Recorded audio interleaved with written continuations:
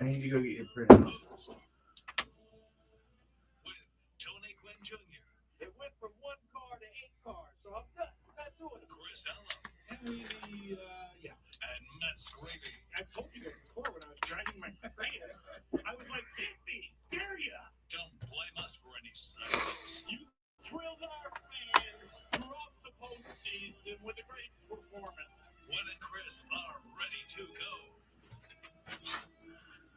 Happy middle of the week to you. Wednesday get together here on Gwynn and Chris, 97.3 The Fan. Tony Gwynn Jr. Down in Peoria, with the Padres. Matt Scraby alongside here at the Odyssey Palace Studios, otherwise known as the Bill House Studios. We know how, and we got a lot to get to on this Wednesday. We're going to take you down to Peoria, not only Tony, but Sam Lev will be joining us at the bottom of the hour for the very latest on the Padres in Peoria in spring training. I understand that Nick Castellanos slammed one up against the wall today against, was it Marinaccio, I think I read. And, so clearly he's ready. And it's going to be, look, I hope all the signings work. If they all work, they're going to have a problem, though, Tony. They're going to have to find a place for all 26 of their players. And not everybody's going to be able to make this team, right? I mean, that is one of the intriguing things to me. You know? Yeah, you can cross that bridge once you get over. Yeah, right. Get to it first. Yeah, to have to worry about it. Because typically, no matter how many players you sign that think you help them, a lot of them don't get to the end, whether it be injury, something happens. Yeah, right. Something usually happens. So yeah, but it'll be a problem that I'm sure AJ Preller would welcome to have.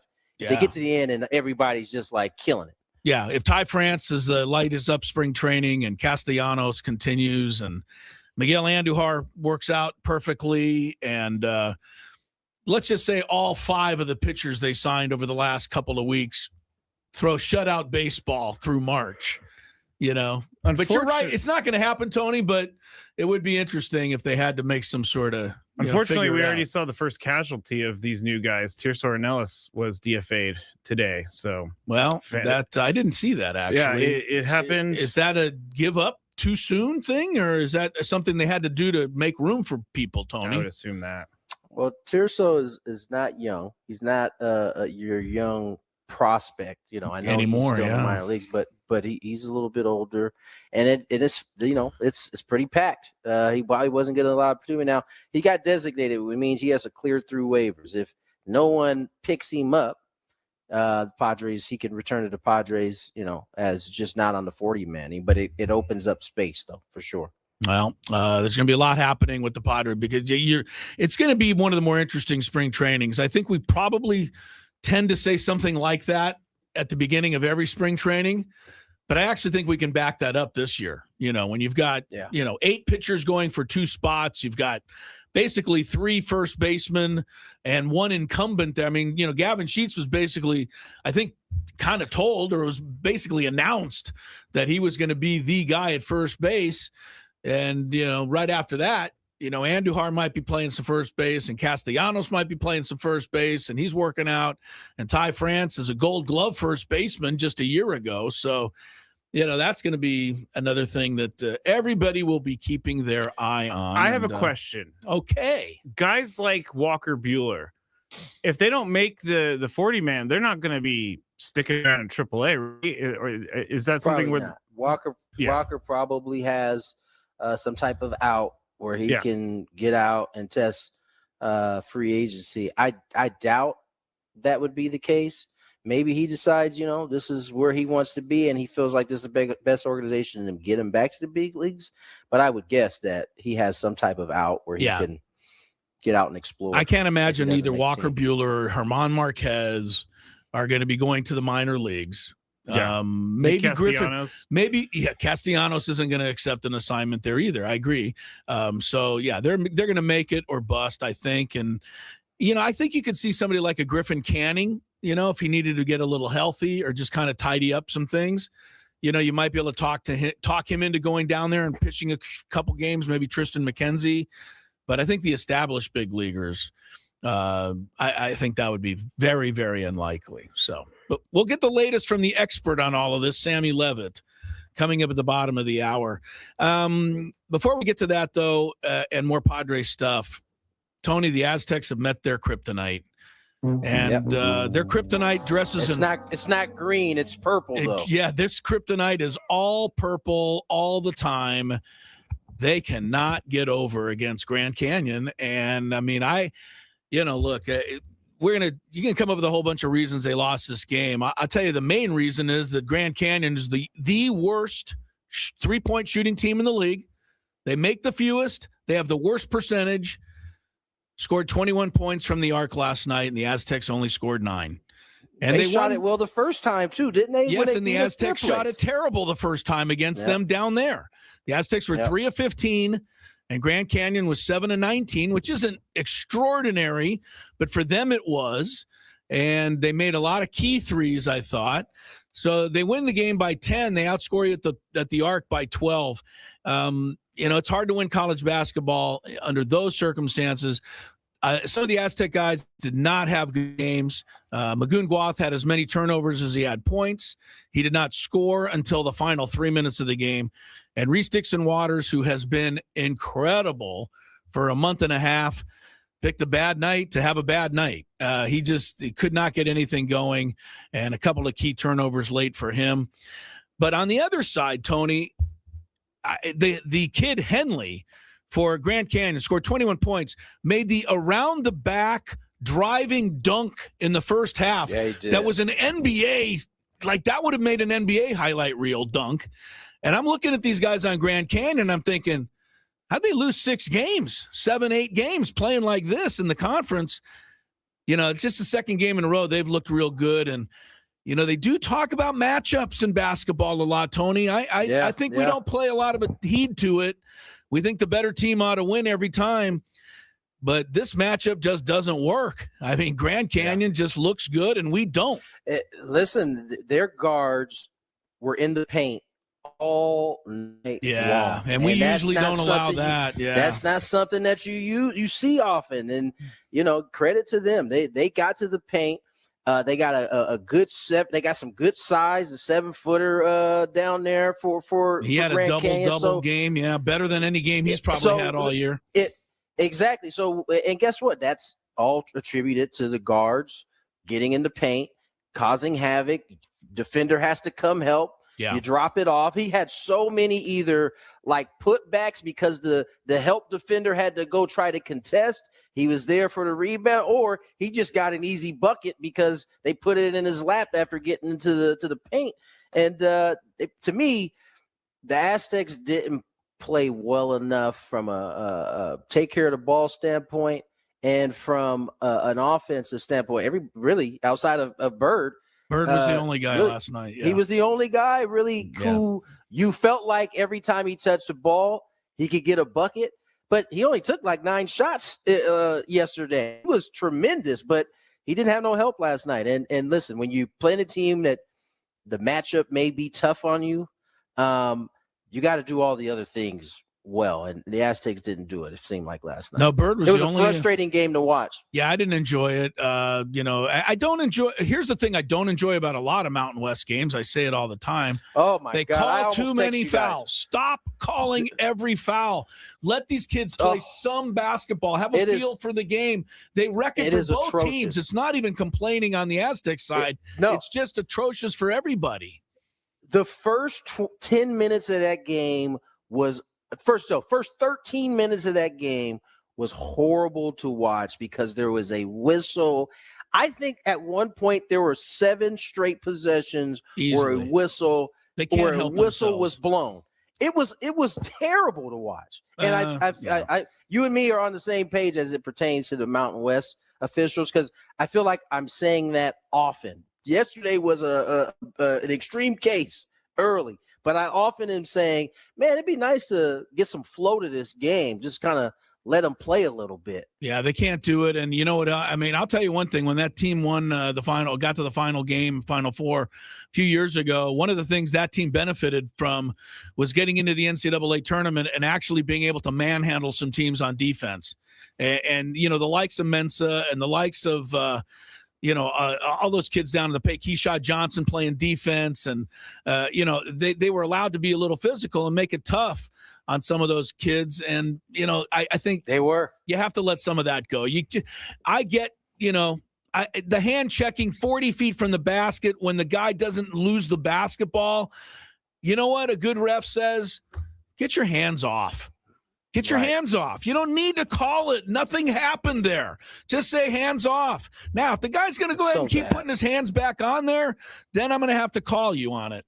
But a good referee just talks him out of it, keeps the game going. There's so many instances like that I see in Aztec basketball games. And, maybe the fact they were losing made it a little harder to stomach last night. But, I just, look, I'm reading Twitter today, and that's a dangerous place to go.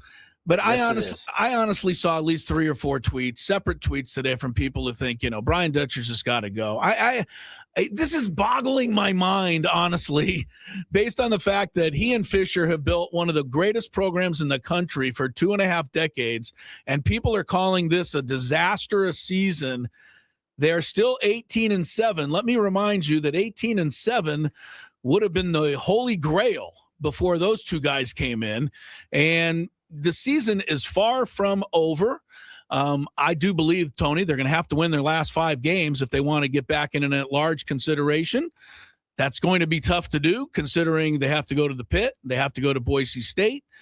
But even if they don't do that, I still always have confidence that they can get it done in the Mountain West Tourney. This team has not played its capability all year. Maybe it never will. And that'll just be the bottom line on this season. But if you think I'm ever going to jump off the Brian Dutcher or any of these kids' bandwagon, you're crazy. Based on what they've given us for 2 decades straight, 18-7 and, losing a tough one to a team that just seems to have your number, not going to change my thinking, and I'm sure not yours. Nah, not at all. I mean, it was a bad game.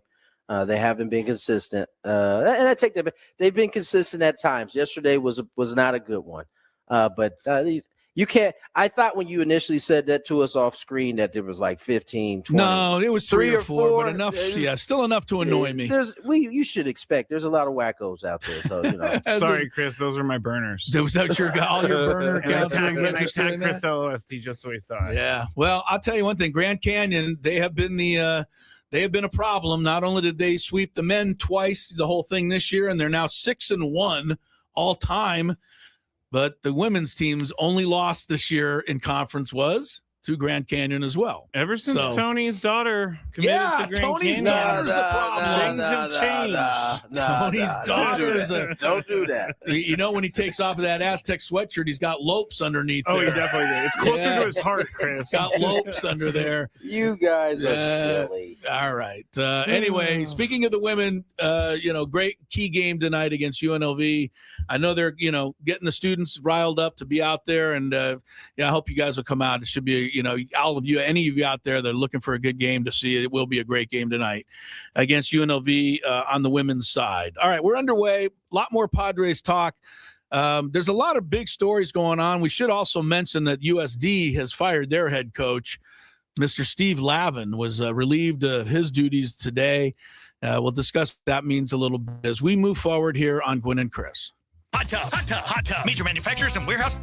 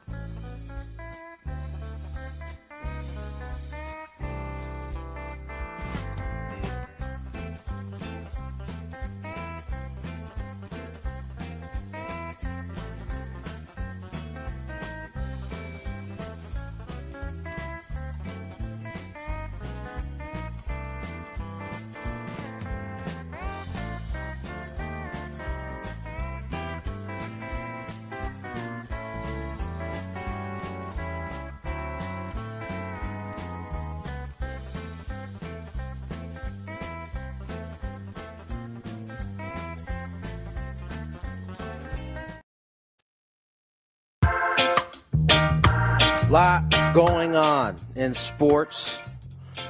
Chris kind of alluded to a lot of big stories. Continue kind of, I don't want to say fallout, but MLBPA situation in baseball. You got some college basketball. Mick Cronin doing his thing again. You got over in Europe and another Mick one of Cronin these, doing his thing again. The comedy stylings of Mick Cronin. We'll see how long that holds up for him.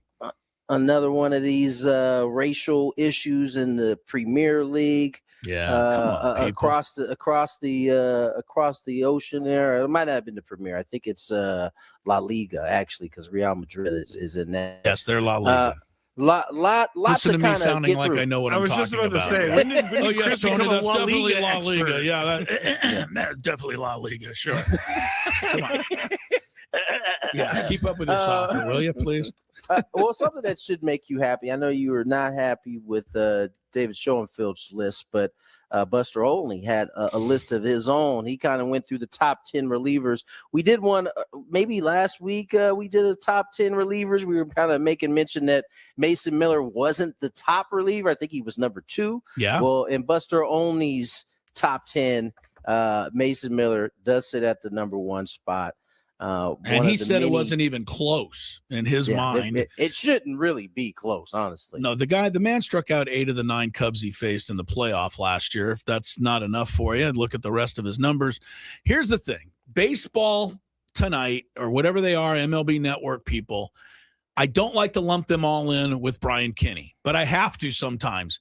When that guy is leading the show and they tell me that the top reliever in all of baseball is Aroldis Chapman and Mason Miller is second, I say, fine, that's your opinion. They try to back it up. They say this, they say that, whatever they do.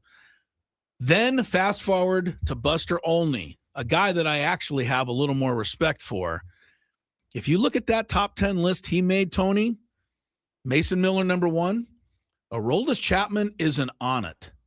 He's not even in the best of the rest. Now, I don't know if that's an oversight or because he put Garrett Whitlock in there, who's on the Red Sox. Chapman is still the closer. Now, maybe Buster has a thing on Aroldis Chapman. I don't know. Because I think Chapman, we talked about it last week.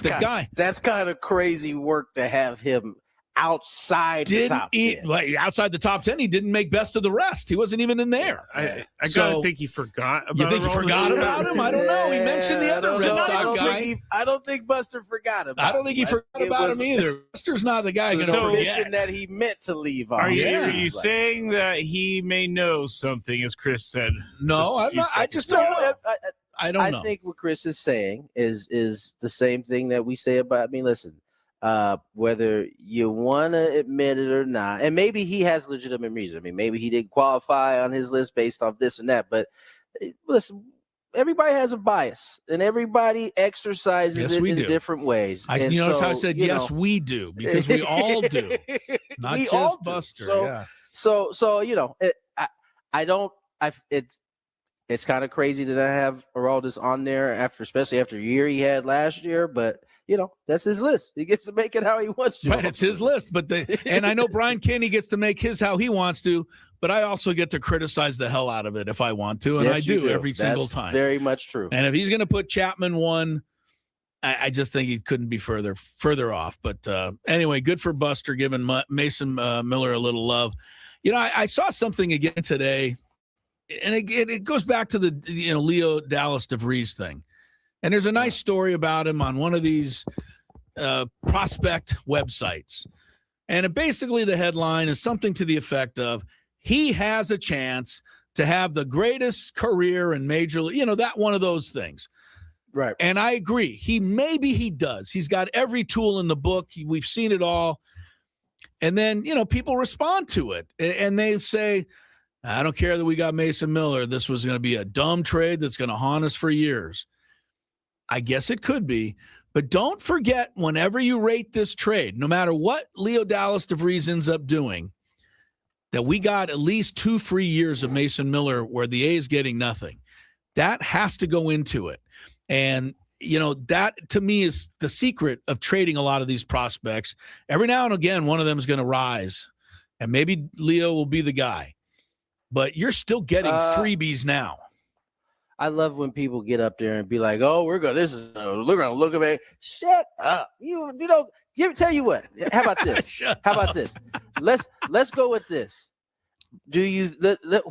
What player would Leo have to be like in order for us to feel like, damn, we missed that one? Like what player in the league right now? Yeah, he'd have to be pretty good, like Ronald Acuna good. Like Bobby Witt Jr.?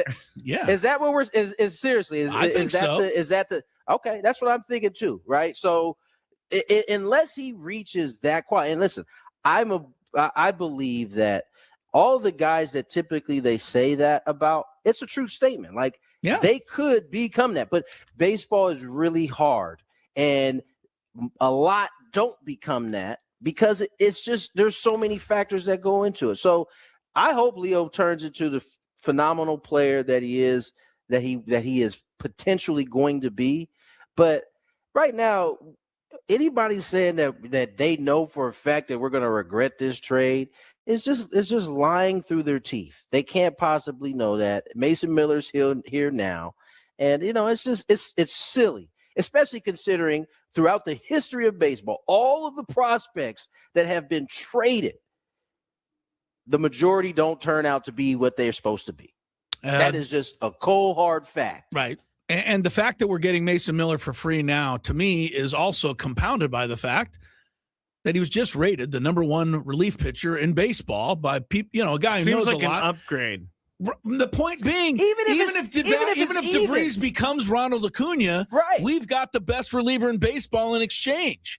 So we still got something.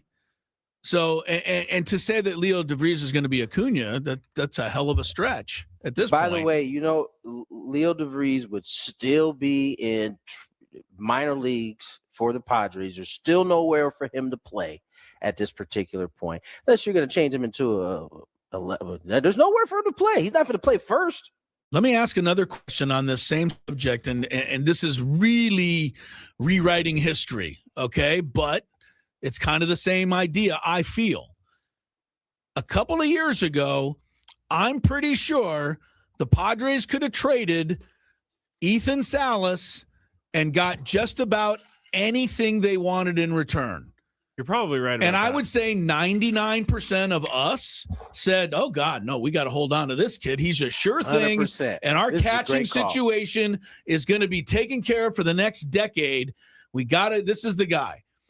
Now, he still may be the guy. We don't know. It's not over yet. But here we are 2 years later. You couldn't get very much for Ethan Salas right now based on, what he did last year. So that has to be talked about. That goes to the variables that play into this, which is why you can't predict, because you're 1,000%. Because I put my hands up. I was certainly one of those people that was like, hell no, don't trade him. Don't trade him. Don't trade him at all. But you know what? I mean, at this point, he's going to come back this year healthy, and he has by all accounts, this is a year he's got to go out and kind of prove. I agree, Tony. That he's ready to take that next step. Yeah. And it's not that he's proven the Padres are going to give up on him, but eventually the noise starts to go away if the production doesn't follow. And listen, it's not necessarily because of anything he did. He got hurt. It took away basically a whole season from him last year. He played a little bit, but I just think that's a great example, right? Because he was a can't miss, even though he was 16 or whatever he was when he first signed. All of a sudden, we have moved a few years down the line, and he had been surpassed by Leo at that point for the top prospect, right? And so, Padres trade Leo. He could very well turn out into Ronald Acuna, the second coming. But Padres, as you said, they got the #1 reliever in baseball, and they got him for a few years. And who knows? He could be here for a lot longer than that when it's all said and done. Sam Levitt. We got him for a few years. That was a pretty good pickup by us. Maybe. Oh. He's going to be like – he's already in demand? No, he's going to be like national guy by the end of the year. You think? Sam the He's Great people.com. He's a Dove. He's a that's Dove. true. He's in People magazine. He has a Dove ad now where we're he's gonna- putting on we're gonna- deodorant. What? we're gonna have to talk about him exposing his armpits for everybody. We're gonna get into that. Oh, the We're gonna streaky water. we're gonna get into that when he comes on. I gotta ask him about it. More Gwynn and Chris on the other side. Ben and Woods.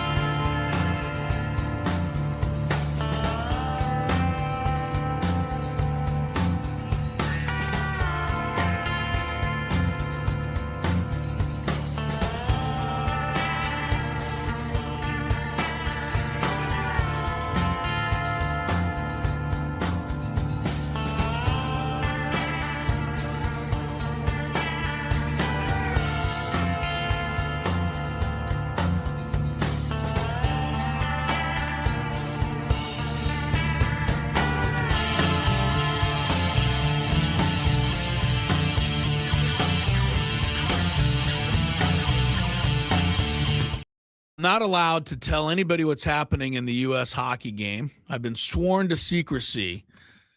The only issue I would say is that if you're planning on watching it later when you get home, I don't know that they're going to have it on later. Like, do they re-show the hockey later?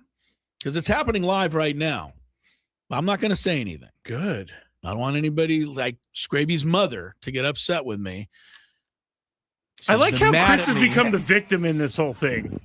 No, I apologized for I like how giving you become on the other side of this when you were like used to be personally antagonizing Chris with giving him scores. Now you're playing on the other side. Oh, of this no. My side of the whole thing is that Chris is the biggest proponent for not telling anyone scores, and then he decided I was going to tell everyone what happened, which is very ironic to me. That the guy who's been fighting against it for years. I think you guys both fit in that box. You just from the opposite side. You enjoyed ruining it for others, and now that Chris has supposedly ruined it for a few, you're on his head top about it. But you used to do that all the time. I honestly didn't think there was going to be this much backlash, to be honest with you. I didn't think I was going to get a phone call after the show. It was. Hi, Sam. Yeah. Yeah, I'm enjoying the hockey. So if you want to watch it live, it's happening. If not, you'll watch it later. Sam Levitt. Can you get me up? Can you get me up to speed on what this discussion is? This discussion? Yes. Sam is right. Hi, Sam. Well, let me understand. So you're not supposed to update the audience on the hockey game in case they want to watch it later. Who decided that? Okay, wait. Can we start over? Can we start over? Thank you, Sam. 2026. Thank you, Sam. Everybody's decided Hold this. on. Who decided that? We have to start over. Great question. We have to start over because Chris's rule the entire time we've worked here is I don't want to know anything I'm taping, so we can't talk about it. And then on Friday he comes on and goes, "Oh well, the quad god fell and he came in eighth." And this is like the biggest disaster of all time. And then I got messages saying I was looking forward to watching. You got a that message later. from your mom. And I got messages on the chat. he got a message from his mom. Yeah, and so that has I triggered don't know. his, discussion. So what Sam is trying to say is it's 2026. I think in do 2026, everything that ship in has my sailed. power to not hear But scores. that's the thing is Chris doesn't want to hear the scores, and then he just went and said it to everyone. Yeah, well, I knew the result of that one, so I wasn't waiting around. He's and not I thought that the He's quad not god understanding. falling was such a shocking development He's not that I felt it needed to be told. But anyway, since that happened, Sam, if you want to know the score of the hockey, look at your phone, and you'll have to pick it up that way because I can't tell you. 'Cause I don't want to take any more. Before we move to baseball, real topics. Oh no, Sam, I gotta ask you about the Dove, man. I just recently Make sure you saw get that Dove Man maximum protection. If listen. you're not using Dove Man maximum protection, what are you doing? Did you have any hesitation at all in showing off your armpit? No, I'll tell you why. They wanted an application shot, and I was not comfortable while I was filming my entire chest. So the solution was to just get an up close shot of the armpit. Fair enough, So brother. it Fair was, enough. guess what? Wasn't edited out. The feedback was good, so I went for it and never thought about it again. I know. You never thought that you would be scrolling on Instagram and see such a close-up shot of Sam's armpit. I know. Jarring. Why am I not surprised that you are now selling Dove soap on the Instagram, being as you are one of the biggest social media butterflies of all time, at least in my world. So how did this come about, Sam? How did this? Can you give me a quick Reader's Digest version of this? Yeah, this is not the first ad I've done, but sorry, Sam, I didn't realize you've done so many. I've done You quite know a who few. you're talking going to, back Chris? to Yes, I do know who we're Sam, talking great. to. I didn't know he was consistently going back a ways All now. right. So here and there. But it was a nice opportunity, and make sure you get that Doveman maximum protection. Okay, we get Love it. it, love Sam. it. Well, Love it. 96 hours. 96 Hold hours on, of baby. odor protection. The boss wants to weigh in on this hockey thing. So Oh Lord. here's Adam. He's on the phone. This dude's Go ahead, supposed to be Adam. being an uncle, and now he's out here on the phone with us. What's up, Uncle? What's up, Uncle Adam? Hi, Uncle Adam. Hey guys, What's up? Look, I just made a very quick comment to Chris.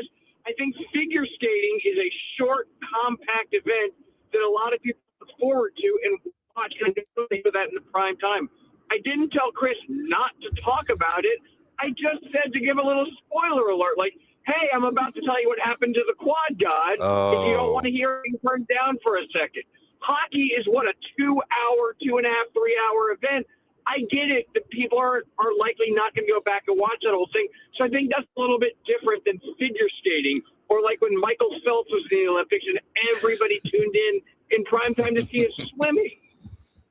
Very good. The king has spoken. The king has spoken. Yes. Can we get to the next caller? Thank you, caller. Thank you.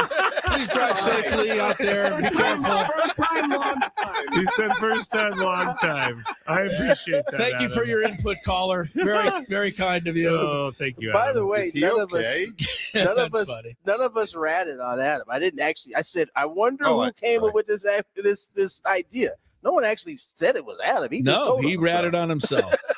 All right. Well, too bad. I don't care if you're dying to know the score of the hockey game right now. You ain't getting it from me. So good luck with all of that. All right. Let's get to you, Sammy. What's happening in Peoria, my friend, where there's no ice anywhere in sight? Well, Tony Gwynn Jr. has arrived at camp, so that's been a nice highlight, having Tony around. Today was, weather-wise, definitely the worst day we've had. Very windy, very cold, rainy. In fact, during I would call today more of like almost a simulated game today rather than just live at bats. At the big stadium today, it started raining pretty hard for a little portion of it. So activities today, more live ABs, more bullpens. Walker Buehler throwing his first bullpen as a Padre, which, excuse me. Sorry, guys, got a little frog in my throat there.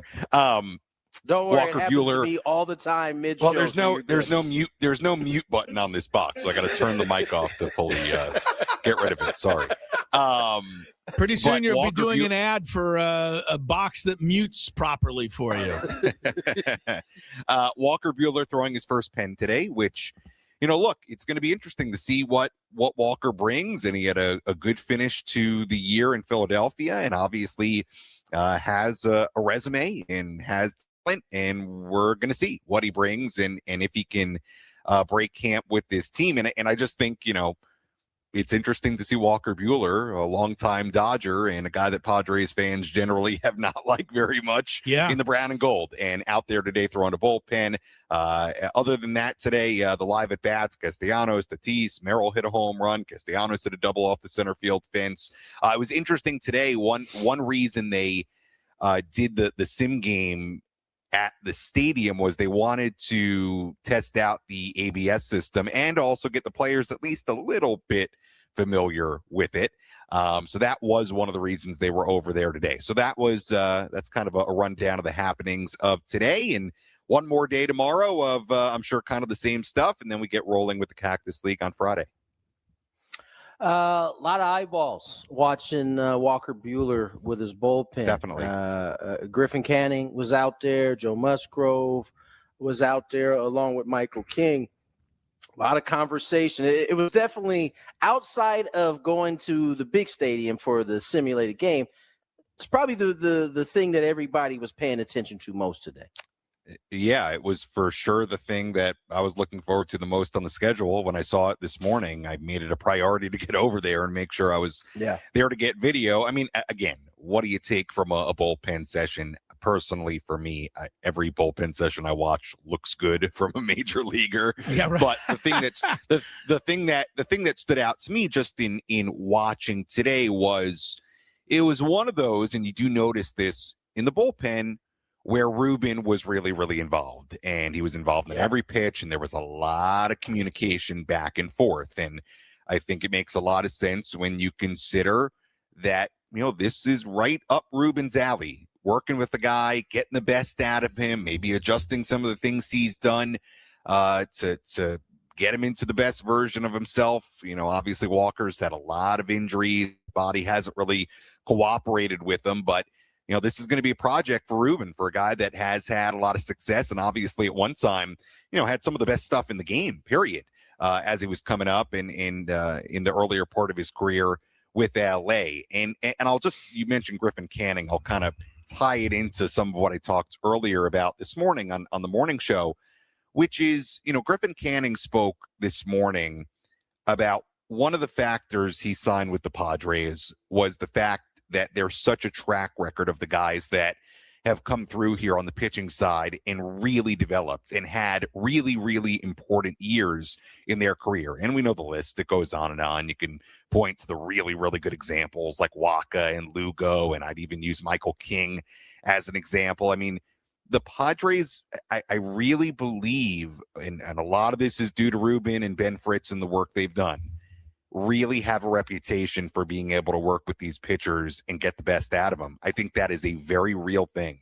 And I think it's a big selling point for some of these pitchers when they're, a guy like Griffin Canning, who's probably evaluating around the same money from teams. And it's, maybe he has a few interested, and it's, which one do I want to go to? Where do I think gives me the best shot, to kind of have a nice year to propel myself into a bigger deal the year after. And I really, really do think that the work that Ruben Niebla and his staff have done, it's playing a role in attracting guys. And certainly I would imagine they view Walker Buehler as a guy that they're going to try to get the most out of. So it's intriguing. It is from what is he now in his career and what can he bring to this team potentially in 26. And also I think for sure, I think it's jarring for Dodger fans to see him in the brown and gold. And I think there is a little bit of that as well. It's like, wow, that's Walker Buehler in a Padre uniform, which is something that takes a little getting used to. Yeah, the same Walker Buehler who, was kind of public enemy number one with Padre fans for a little while there. Very, very, outward, aggressive performer out there. And I don't think Padre fans appreciated Walker Buehler too much when he was setting them down over the years. But yeah, it's funny how sports can make strange bedfellows, as they say. Mm-hmm. Do you guys remember Major League 2 when they got what was it? What was the catcher's name? Bachman or something like that, right? And when he would do the little shimmy as a Cleveland Indian at the time, Bob Uecker would go, and the crowd loves it, right? And then he got traded to the White Sox. He had to flip it. Now it's kind of the same thing for Walker Buehler, right? The crowd despised Walker in his tight pants. If he can get back to that level, they would love him in those tight pants. That it's funny you bring up the tight pants because I did have that thought as I was watching him. He did not have tight pants today. Now he did. Now he did it. Now it's probably because it's his second day in camp. And yes, give Tony Patrica's staff a little time, Sam. They'll get on it. Don't you it'll worry. Be interesting to see as time goes on. Does he have tight pants or is he kind of giving that up? But today he had very much looser fitting pants for sure. Looser stuff. That's the stuff you can't get anywhere else. No, you don't need that if you're and it's important to me. It is.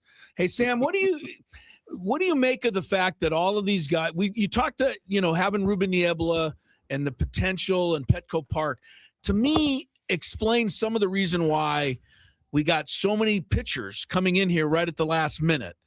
But the one thing that doesn't explain to me is why you'd want to go somewhere where there's like 5-6 other guys rather than going maybe to a situation where you only had to beat out 1 or 2 other guys to get a rotation spot. I mean, look, Marquez could throw lights out and still not get chosen because, let's say, Walker Buehler and Griffin Canning throw a little better. Right. Yeah, I mean, look, I think when you're evaluating the Padres, if I'm a pitcher, if I'm a starting pitcher, I mean, I understand now there are a lot of names in camp that are competing for 1, maybe 2 spots. I mean, look, I continue to believe pretty firmly, and just a side note here, pretty firmly that Randy Vasquez has a very much inside track to being in this rotation. Right. Look, I do think you just wonder a little bit if a couple of these guys show up and pitch really well. I don't know. Randy's out of options. Okay. Could there be a situation where, like, you try to keep Randy and also keep a couple of guys in the rotation and maybe Randy's working out of the bullpen? I don't know.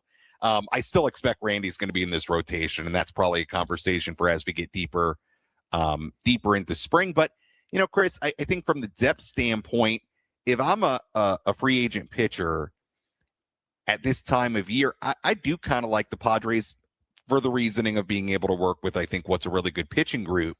But look, you very well, even if you don't make the opening day roster, could be that 6th, 7th guy. Yeah. And on the way up when you need him. And look, we know how this goes. I mean, you don't wish injury on anybody, but you need more than 5 starting pitchers. I mean, you're going to need 6, 7, 8, 9. I mean, it just is the way it goes. We know that. So, whether you're a Walker Buehler or German Marquez or a Griffin Canning or a Tristan McKenzie, who I think I saw on social media, Tony, I think you talked about how good he looked yesterday. I had somebody else say that to me yesterday. I didn't see him throw, that he looked really good yesterday. He did. Look, those guys I think are very well, and not everybody's going to make the opening day roster, but I think those guys are going to be right there kind of on the outside as far as guys that are right there for depth when they need it. So look, the Padres don't, and this is unlike a lot of other teams, they don't have young pitching prospects that are like ready. I mean, maybe the closest guy would be this Miguel Mendez. Yeah. I don't know how ready he is or not. He still only has made a handful of starts at AA. So, from that perspective, it's not like you're competing against, kind of top prospects, pitching types that are right there. They're not. So I actually think it's pretty attractive because you may be in the group that's relied upon at some point. I think that's important. I think you got to also factor in the competition part. Some of these guys in their mind are like, I can beat any one of these guys out. Yeah, right. Yeah. And that's kind of the mindset you got to have when you're coming in. And this is something I had to deal with throughout my whole career. I was never coming in, maybe with the exception of 1 year where I had a job or I was going to definitely be the guy off the bench. Most of the time I was coming in to win a job. And you have to have that mindset that I'm gonna outperform whoever it is, and I'm gonna win this job. I did want to ask you Sam, because today we got a chance to watch a little bit of the cuts and relays, seeing them kind of out there. Yeah. You saw some guys in some different positions than maybe you might have expected to see them. It's kind of we're kind of rounding into that first spring training game type deal here. There's a little more details that seem like were added to the plate today. Yeah, today was the first day they really did the full cuts and relays, which is always fun. It's, to be honest with you, it's not the best for my video purposes because there's a lot of guys standing around between. It's between the outfield and there's balls going too far. It's all over the place. So, but it was good to see them do that today. And you're right, we're getting more towards kind of what feels like games. And look, it's going to be, just to focus on the defense for a second. I think one thing to really look at as we get started here is first base. I think that's a fascinating spot for this team when you consider Gavin Sheets has played there a good amount in his career, but has not played there, quote unquote, every day for a long time. Nick Castellanos is over there working. He's never played there. Andujar has played there very little. Man, that's a hard position. I mean, talk about a tough position to learn. Yeah. So, that's going to be interesting. I think just as we talk about cuts and relays from a defensive standpoint, to me, that is kind of priority number one of figuring out how that's going to look at first base.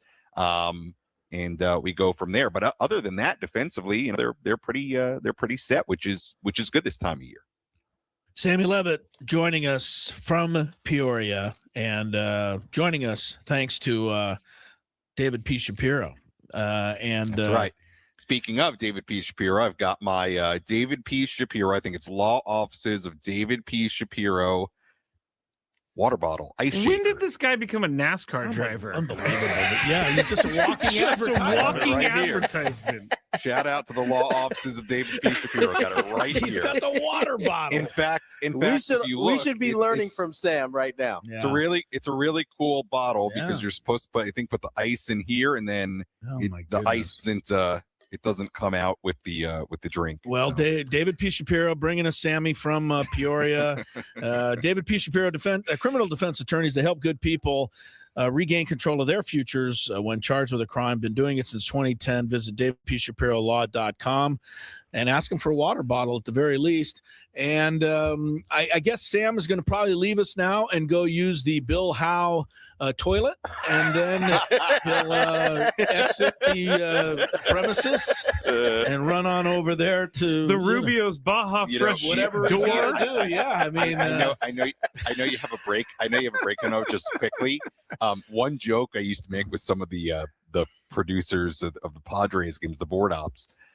We used to say in the studio, like, how many sponsored elements could you fit into one scenario? Like, could you go, and I don't know if these are, I think many of these are still sponsors, but like, could you go through Soapy Joe's while eating Sinley Food Chicken and also like, I don't know, like in the Bill House studio.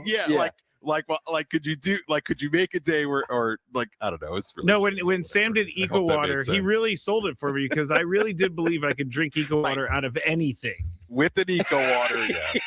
Exactly. You want to drink out of a boot? On your way to Eco Water. Then drive to Hamul Casino Resort. Like, could you pile them one on top of each other? And then Dove armpits. Yeah. That's all well, we hey, need. we're closing in on the start of the regular season and the 1 hour Padres pregame commercial. That's right. Starring Sam Levitt. So that's right. It'll be coming up before you know it. Thanks, yes. Sam. Almost 1 month away. Yes. All right. See you guys. All right. Bye. Sam Levitt with the latest and the greatest. And we got the oh, wait. I hate to tell you, in the Daily Gambit, we did wager on the United States hockey game. So Scraby may have to give the score. Uh-oh. And if you give the score, Scraby, I want no part of that. That's all. It's all coming up next. See how we handle it.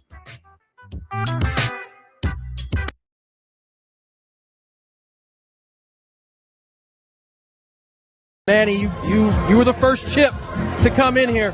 What does it feel like getting this organization back to the playoffs and back-to-back seasons? Man, it feels great, man. I mean, it's unbelievable. You know, from that first meeting with AJ to meeting Ron and Peter, you just seen the growing pains of losing, falling short, making it to postseason, making it short, having an unbelievable team, and now being back here back-to-back. I mean, it's just, city of San Diego deserves it, the fans deserve it, and this organization as well. Man, you kind of put this team on your back through the mid portion of this season when the offense was a little bit waning. I mean, this is kind of what you do. How good does it feel to get them to this point and then have your teammates kind of pick you up there at the end? Oh, yeah, man. I mean, I came here for a reason, was to win and pick up a team and ride, you know, and this is what I do. I've done it my entire career, continue doing it, and I got faith in my boys.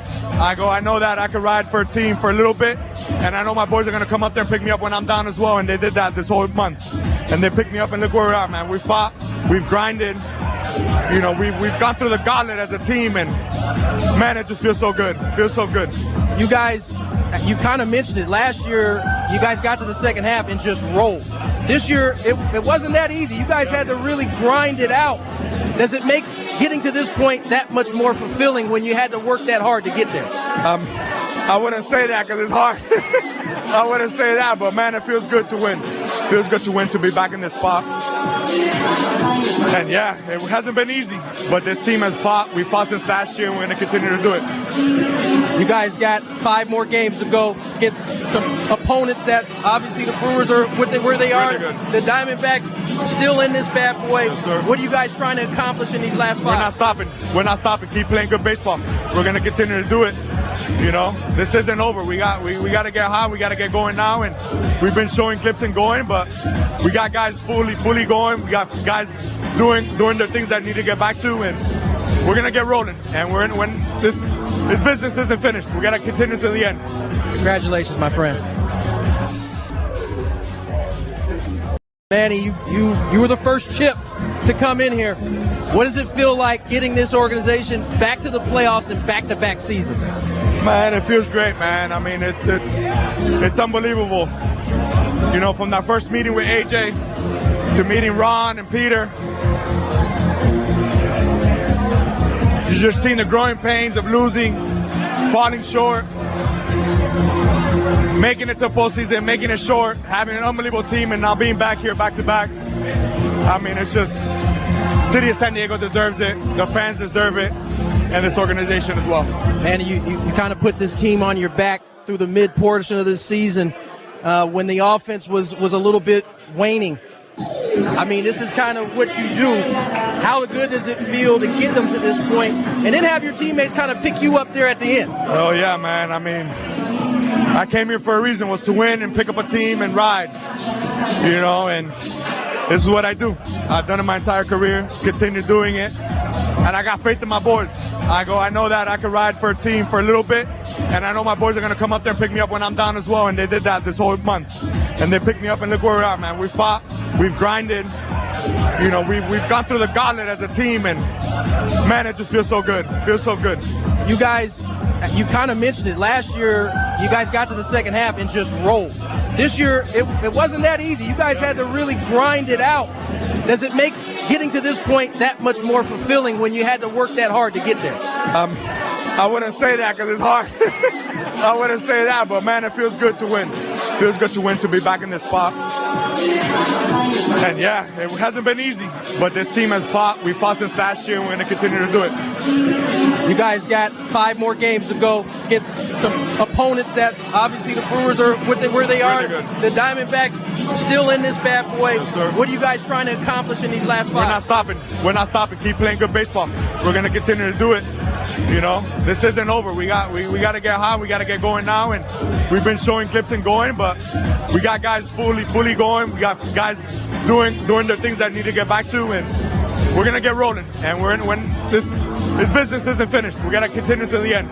Congratulations, my friend. Manny, you were the first chip to come in here. What does it feel like getting this organization back to the playoffs and back-to-back seasons? Man, it feels great, man. I mean, it's unbelievable. You know, from that first meeting with AJ to meeting Ron and Peter,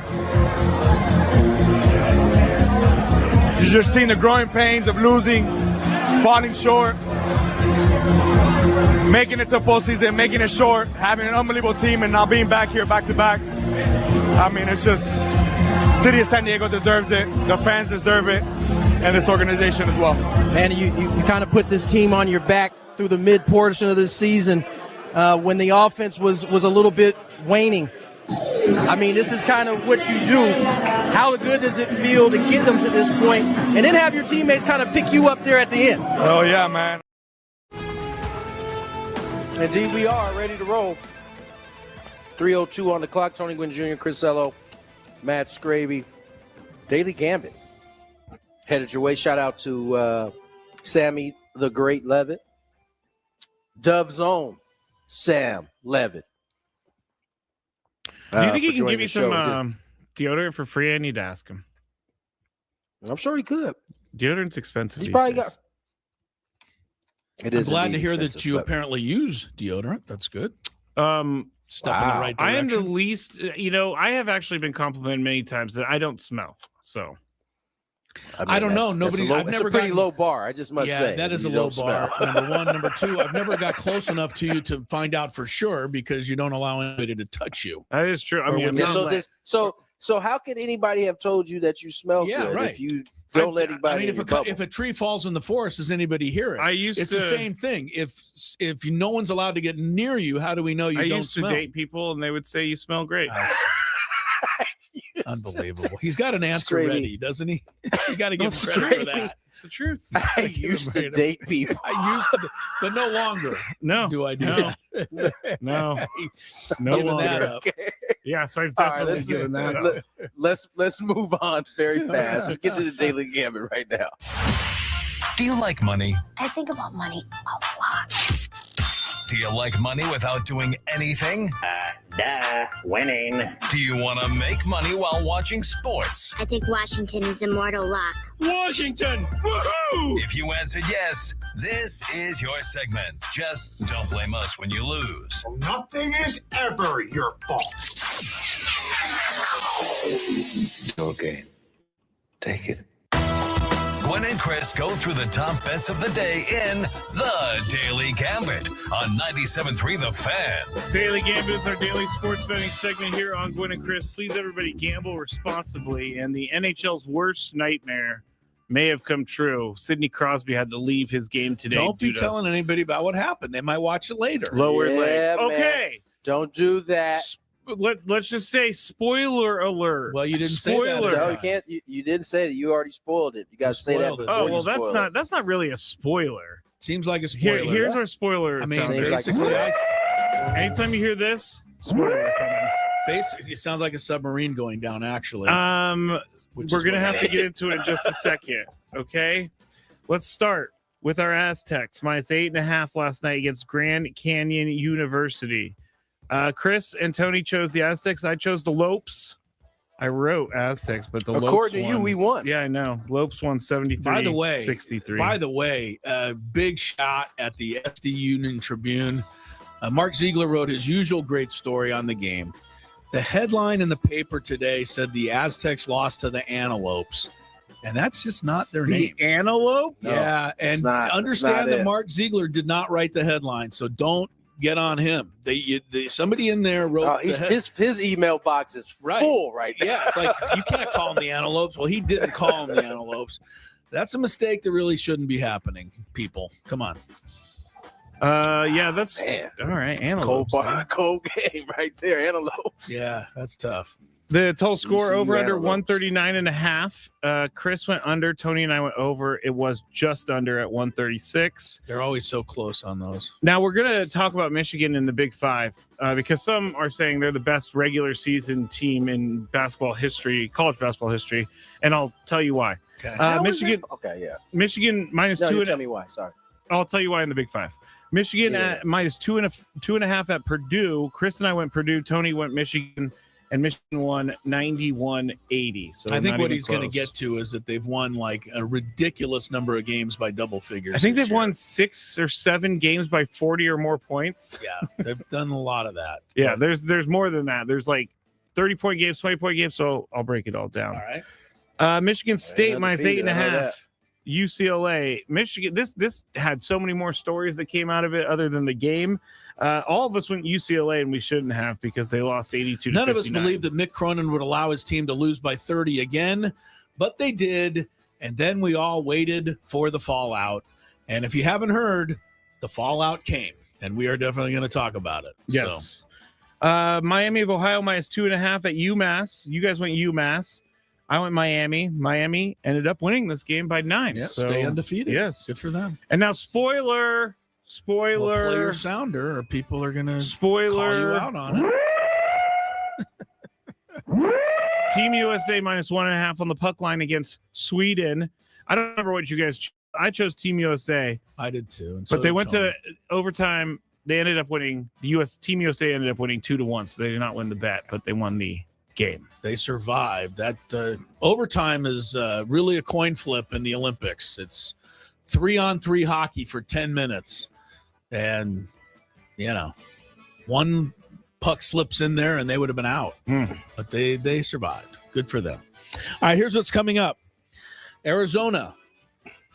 By the way, Arizona's dropped to number 4 in the nation. Do you know that Saturday, little spoiler alert, I'm not allowed to say anything that's coming up. Tony, Saturday, all 4 top teams in the nation are playing each other in college basketball. Arizona's playing Houston, and Duke is playing Michigan on Saturday. That is like insane. Love that. You could have the Final Four before the Final Four. Because those are the top 4. Usually you get these matchups early in the season, not this late. And you're going to have both those matchups on Saturday. Tonight, Arizona's home to BYU. Arizona's favored by 11.5. You don't need to know why I'm taking Arizona. Although they've lost 2 straight. Tony, you can't. AZ, please. You've never took BYU no matter what. They could give BYU 111 points. I wouldn't take BYU. Did one of their best players just get injured for the year? Arizona's? No, BYU.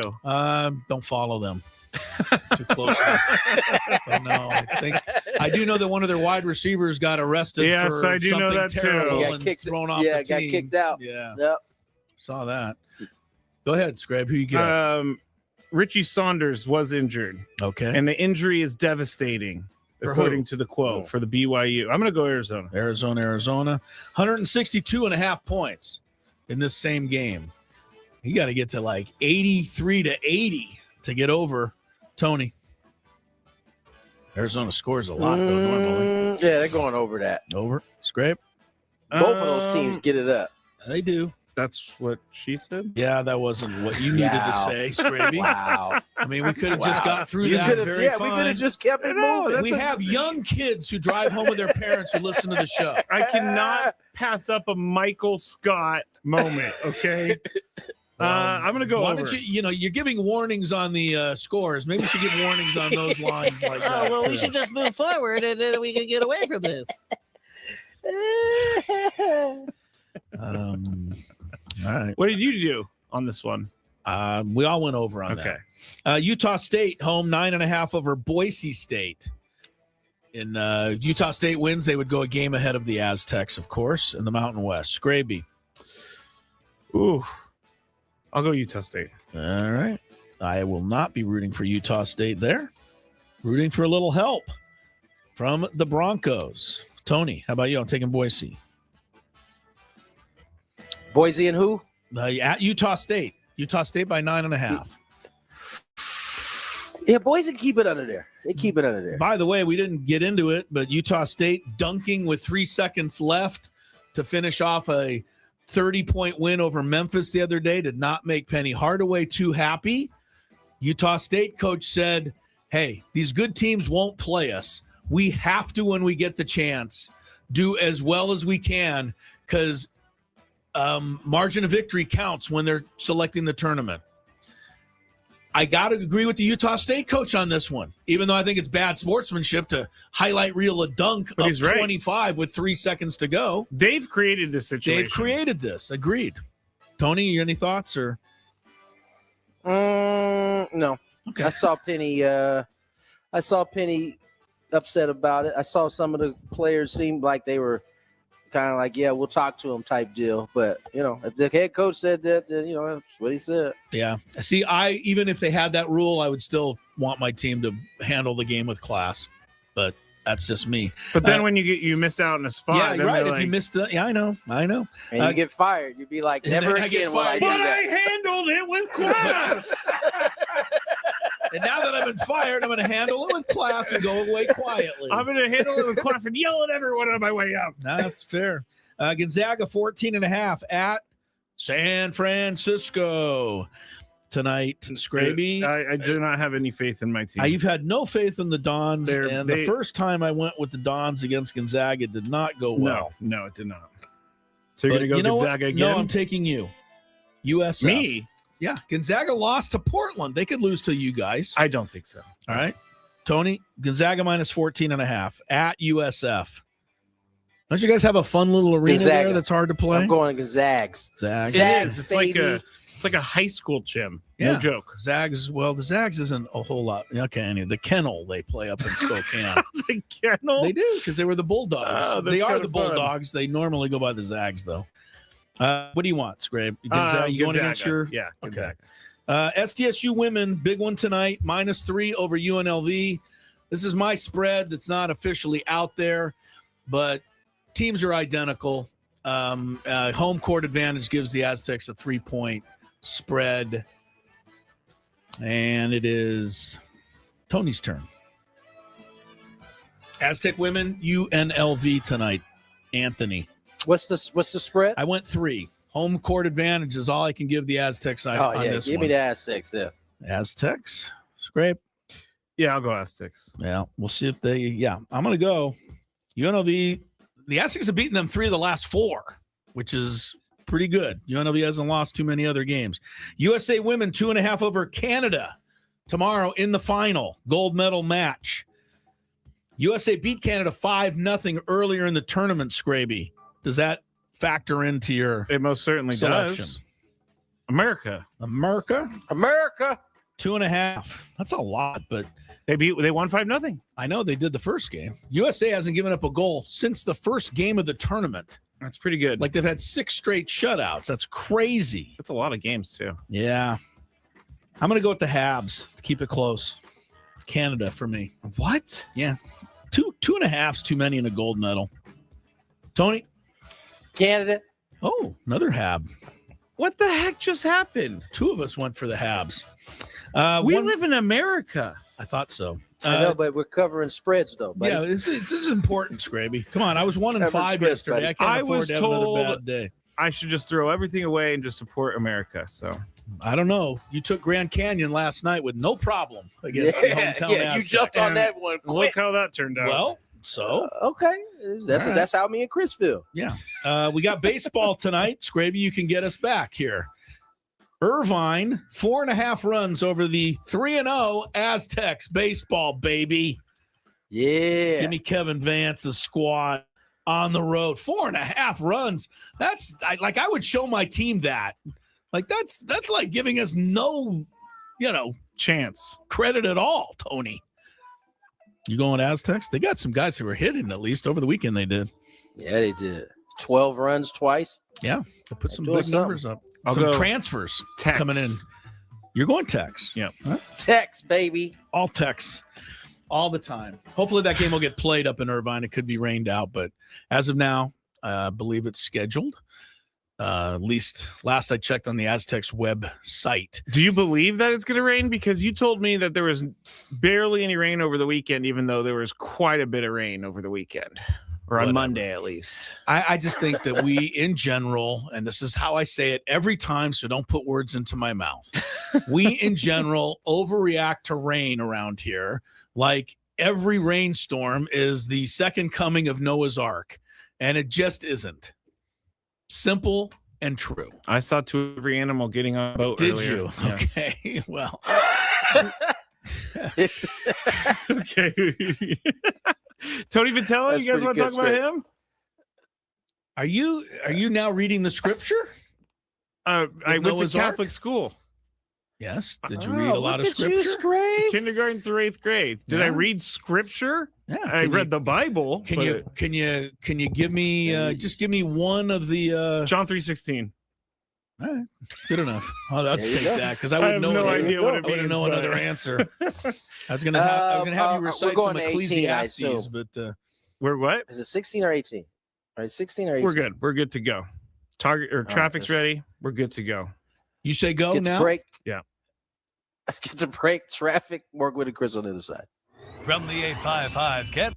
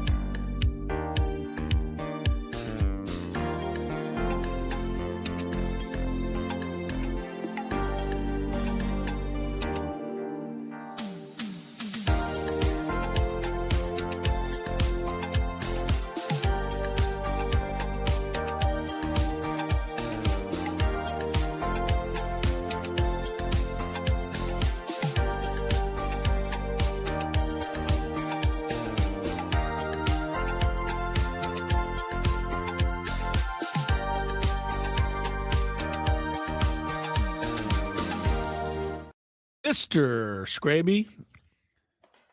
We're in the Odyssey Palace Studios. Tony's in Peoria.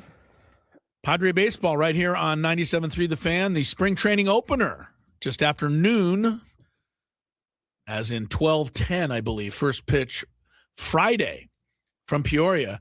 Jesse Agler, some guy named Tony Gwynn Jr. will have the call.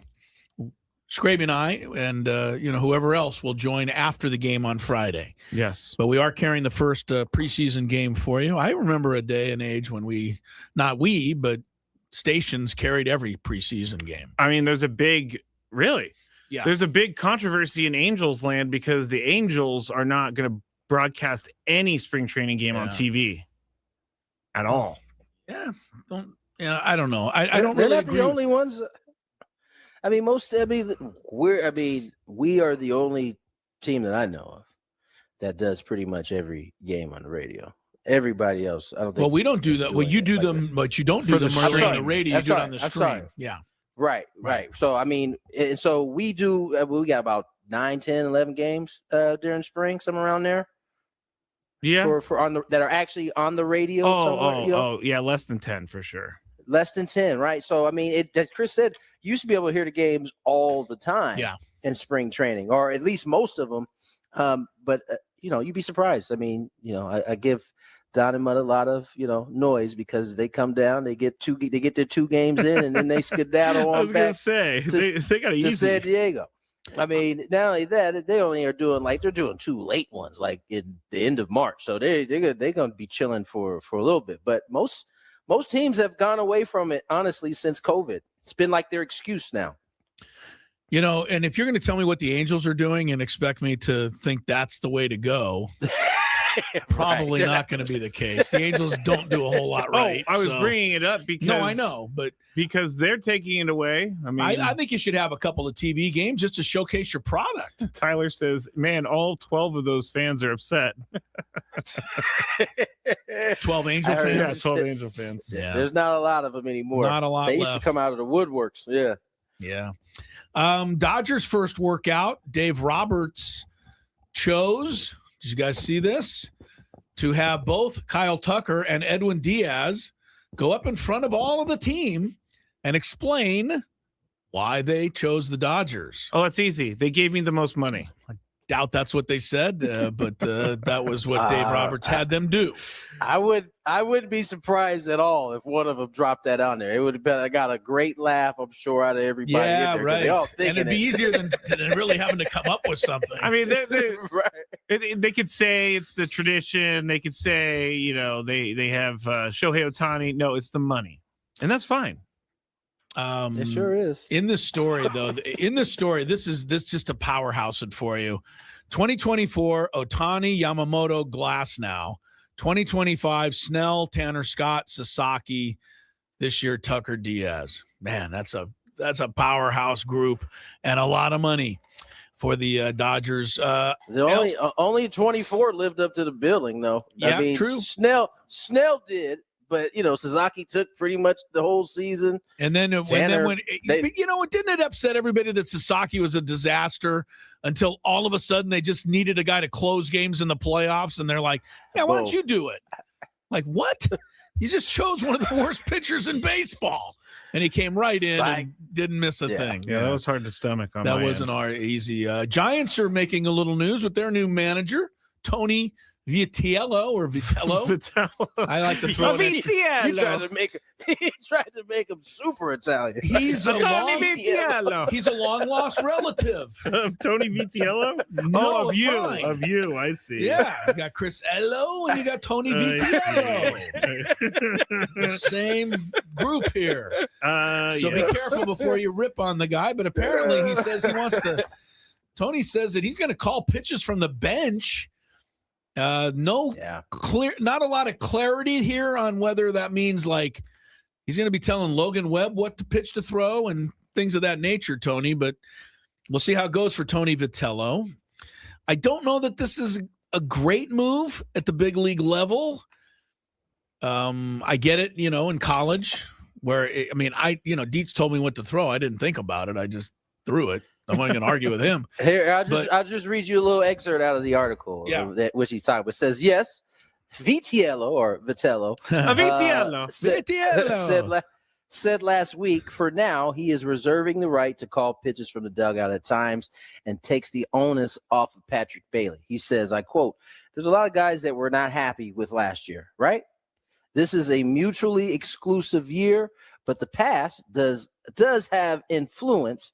And I think some of these guys are using last year's frustration, whether they are in the minor leagues or in the big league level, as motivation to be better prepared and to be a little hungrier this year. I think there's an openness to trying new things. I don't think it's going to be a hard line rule. Patrick Bailey is who he is, and the flow of the game is crucial. It'll be case by case, and it's something we'll roll through in spring training. But if you're gonna put me on the spot, I'll say occasionally, yeah, we'll do it.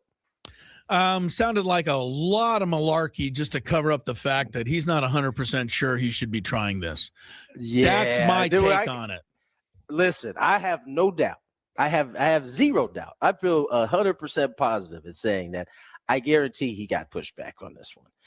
Guarantee. Yeah. Now, maybe he's not talking about. I can't imagine that he's talking about Logan Webb. What's my man, the lefty? Robbie Ray. Really good. Robbie Ray. Oh, he was just grunting his face. I can't imagine that he is going to try that. But we'll see.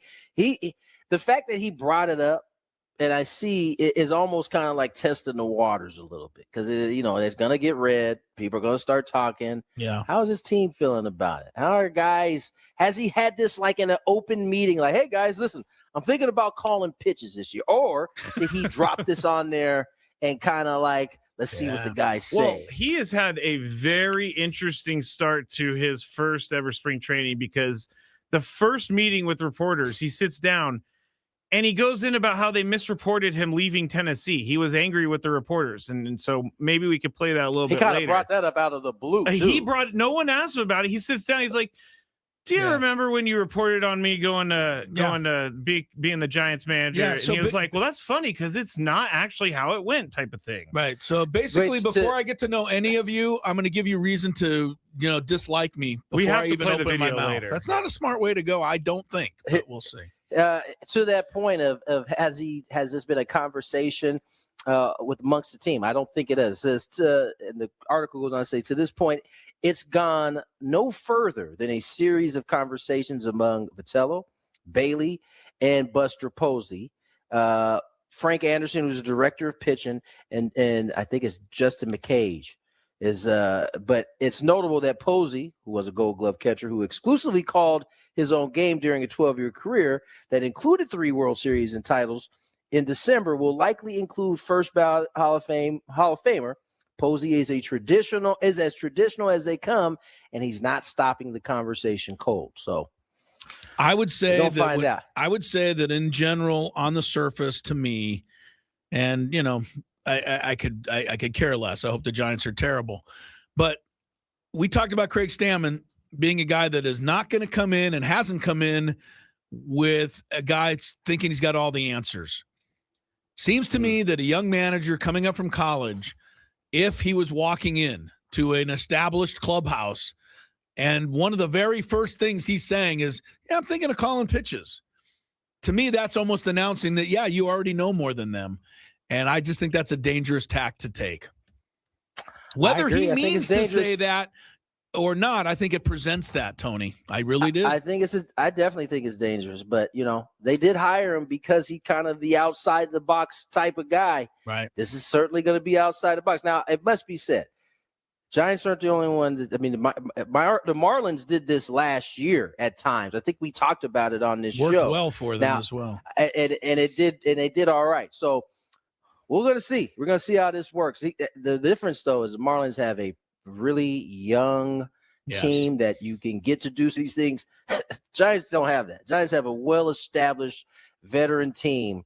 And I tell you what, they might be open to it, but the moment that you are making the pitches and they're getting hit over the park, they're going to stop being open to it very quickly.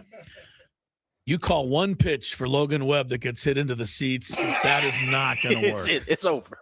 It's over. All right, we got Sports Court coming up, and the preview of Sports Court is very simple. Mick Cronin, has he lost it completely, or are we okay with him basically kicking his own player out of the game and sending him to the locker room last night? Are we okay with Mick Cronin's comments after the game? Because, General, we like Mick Cronin around here. Do we still like him? And there's other controversies to discuss. Doug Gottlieb, another coach who was screaming and yelling this week. Buffalo Wild Wings and their boneless buffalo wings are in the news. You fake wing likers out there. It's for you. This is for you. Go get the Tony doesn't mind because he didn't have to wear the hair today. That's true. Yes, I sure know. He's happy with that. Look, he's dancing. Yeah, that's a happy moment for him. Either way, Sports Court is next. From the first pitch of the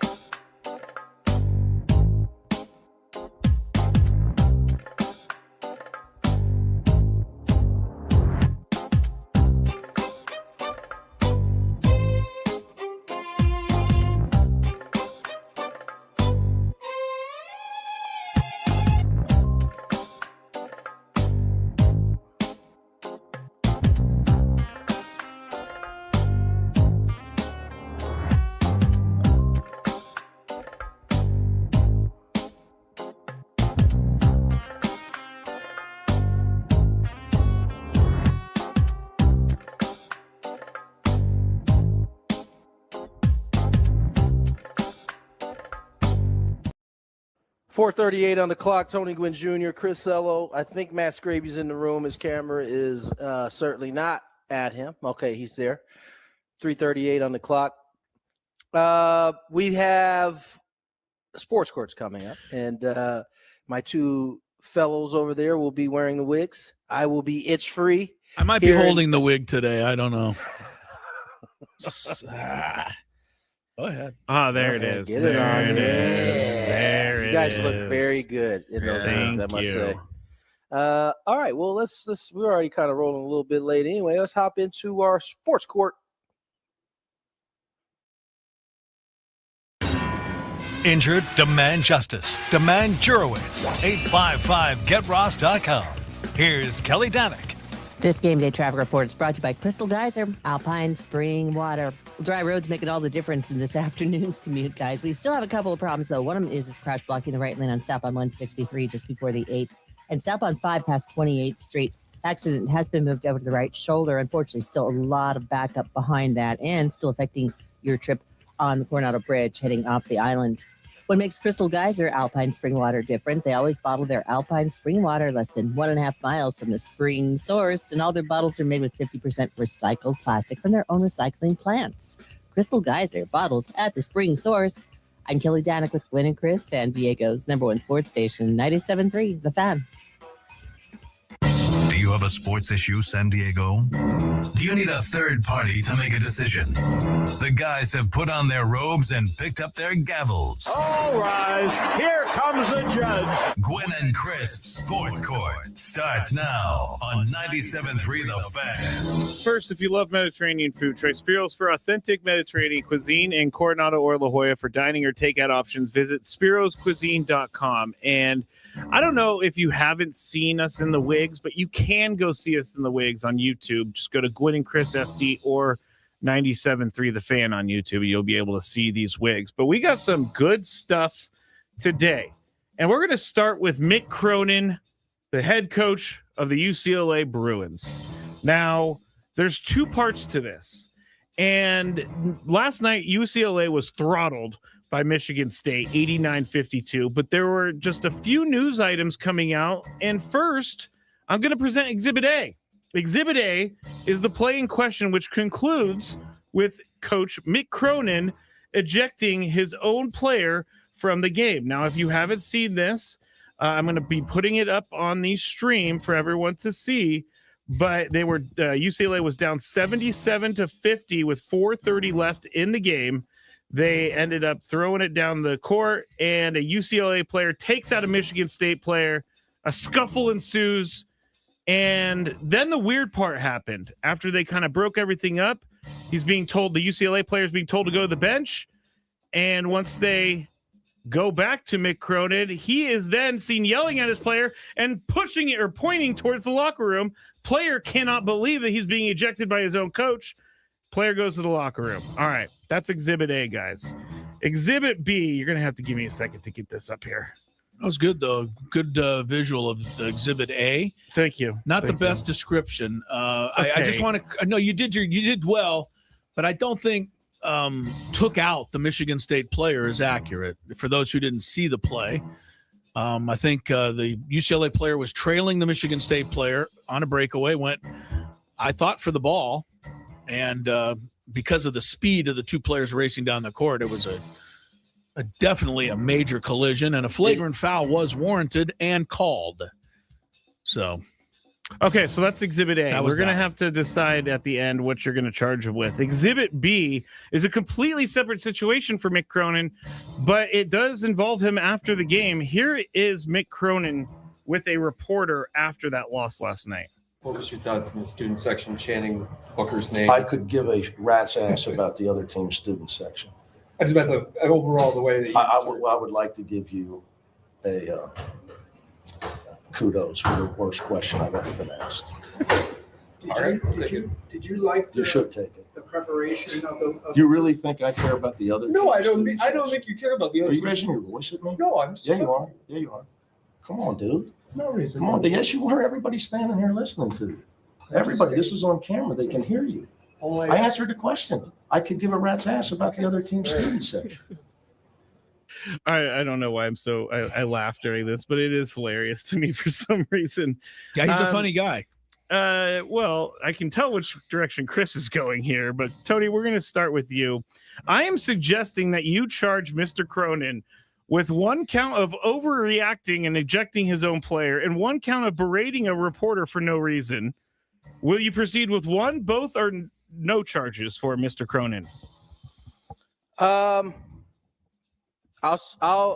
go through it 1 charge. It's the overreacting of throwing his player out. There's 4 minutes left in the game. They're getting beat by 27. Regardless the intention, he did take that kid out. He did. With a guy running full speed and it is off one leg, it's a dangerous play. He had no shot to catch up to that guy. So flagrant foul, certainly. I think Mick Cronin overreacted based on, I think probably the crowd, probably his frustration of being down 27 in that point with 4 minutes to go.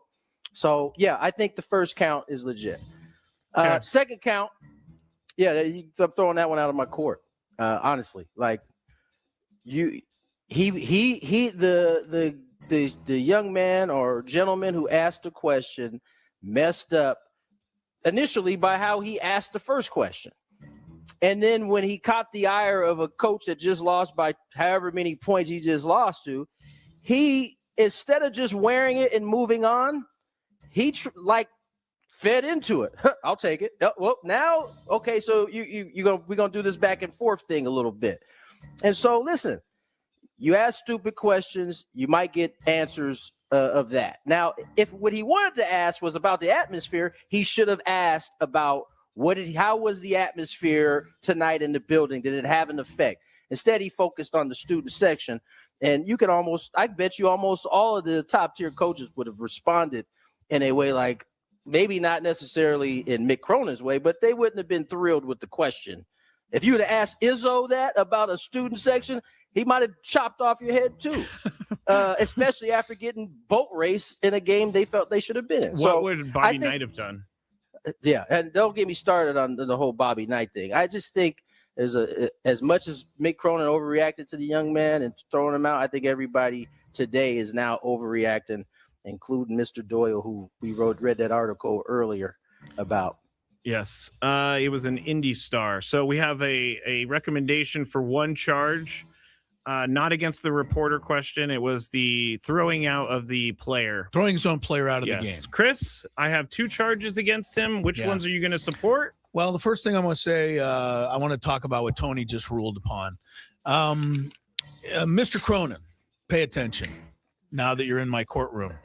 You know what? I kind of let it roll when you said 2 years ago that your players weren't all that smart and couldn't figure out things on the fly and make adjustments. I kind of let it roll last year when you said that your players were delusional and really had no clue of what they were trying to do out there and probably didn't belong here. The fact that you're back in front of me now for, again, another transgression with your own team is starting to get me to believe that it is time for you to start taking a little accountability for your own lousy coaching and, if at the very least, your choice of very lousy players. So, first of all, throwing his own player out of the game, Mick Cronin would also be the same guy that would say he wants his guys to be playing as hard as possible, whether they're up 25 or down 25. But when a player plays really, really hard and goes after a play, he says he had no business trying that play because we were down 25 points. Doesn't seem like you can win with Mick Cronin on that. And as far as the other one's concerned, okay, well, it's my ruling, sir. And as far as the other one's concerned, I don't know. I'm getting tired of this, honestly, from coaches now. And I'm going to rule that, he was out of pocket again. On both charges? Yeah, because the chanting that was going on was directed at a former player at Michigan State who transferred to UCLA. So it's understandable that only the student section was chanting this player's name. And that was what the question was. What did you think of the chanting of their name? So the question had to refer to the student section.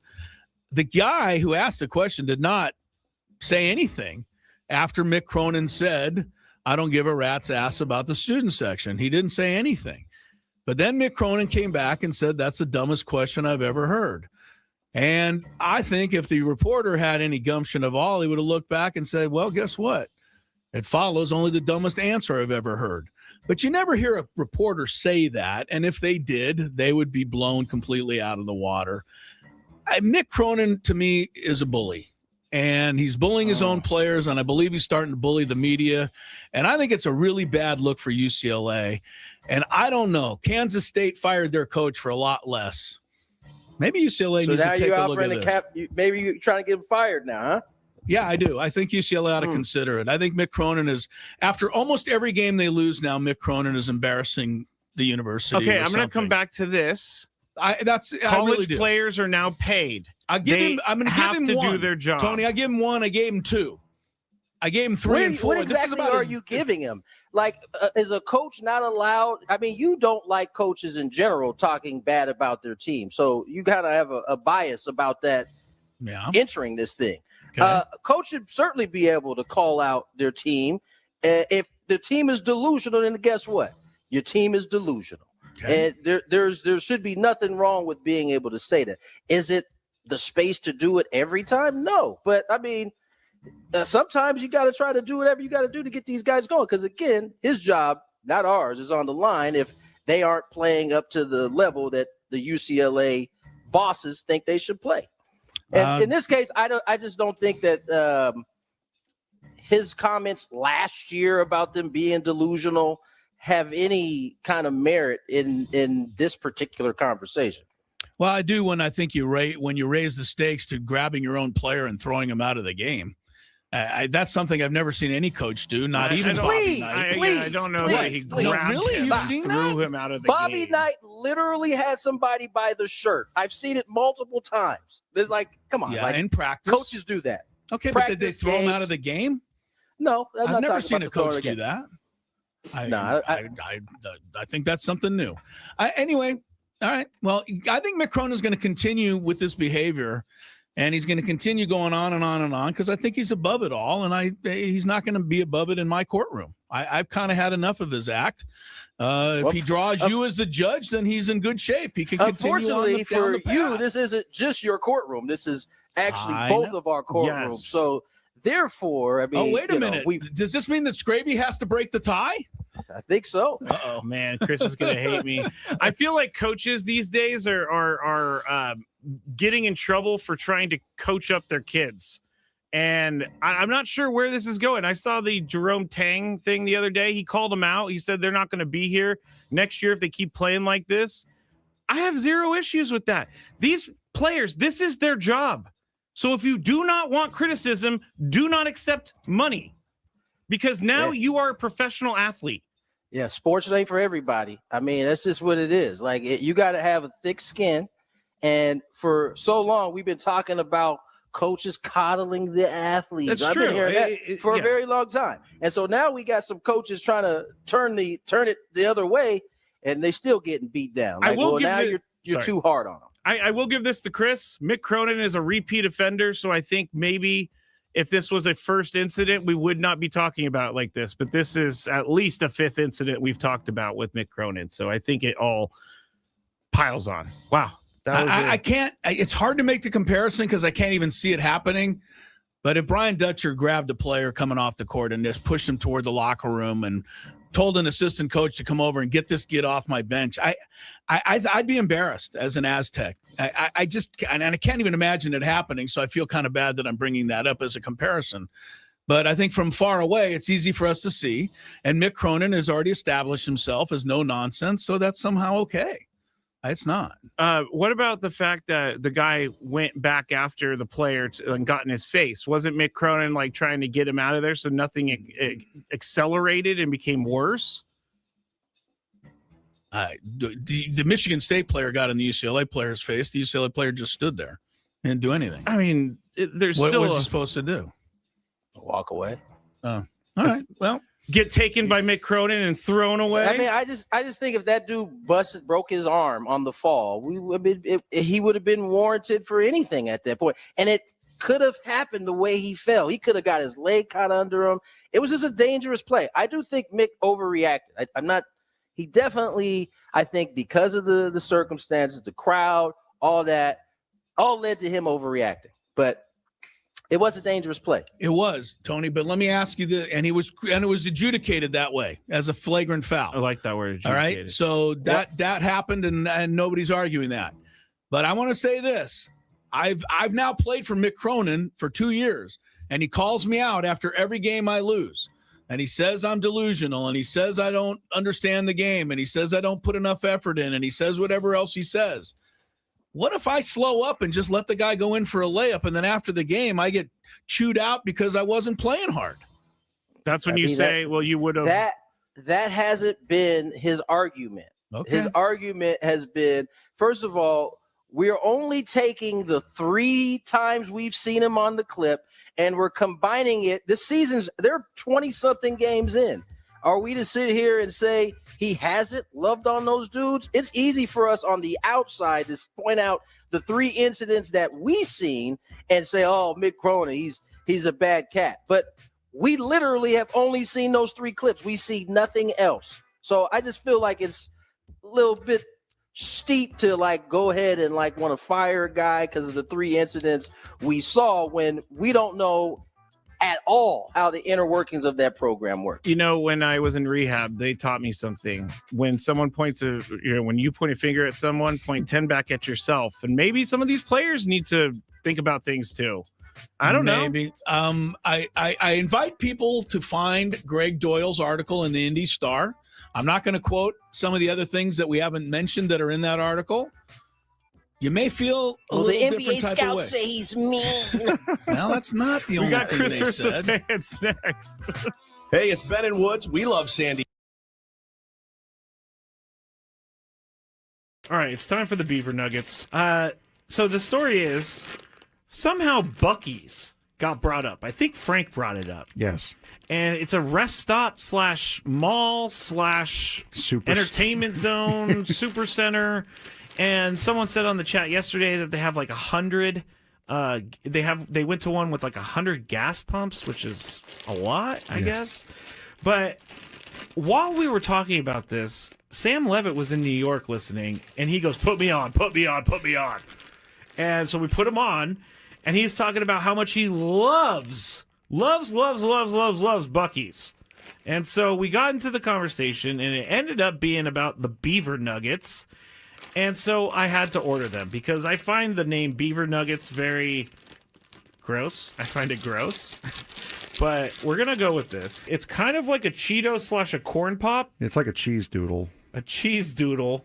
And we're going to eat them right now. I don't think these are bad, but here we go.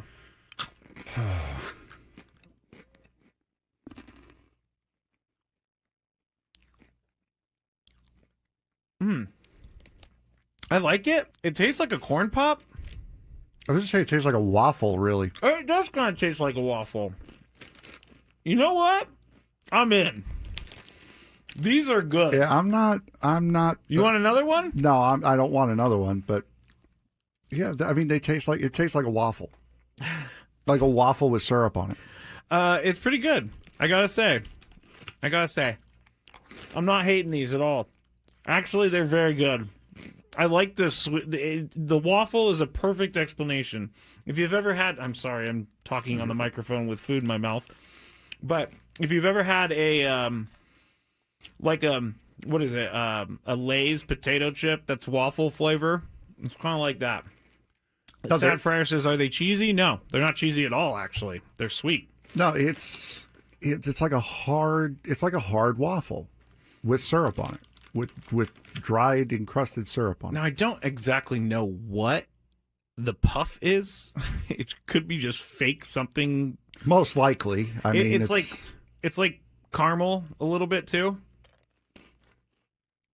All right, I gotta stop eating these because I will eat the whole bag. I love these things. I'm gonna leave them here though because I will eat this if I go home. It's just gonna be a bunch of Beaver Nuggets in my bed as I sleepwalk or something like that.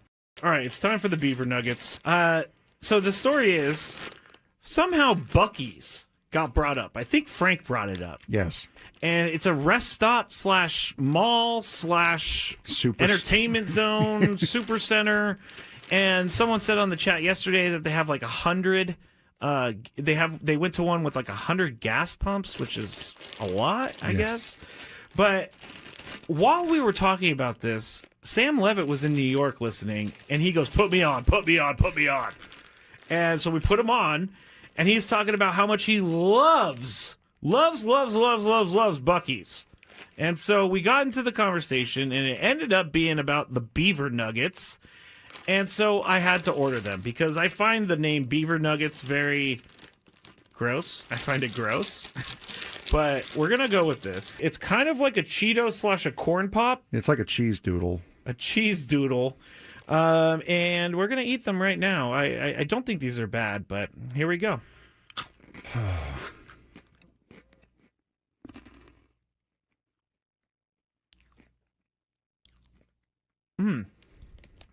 I like it. It tastes like a corn pop.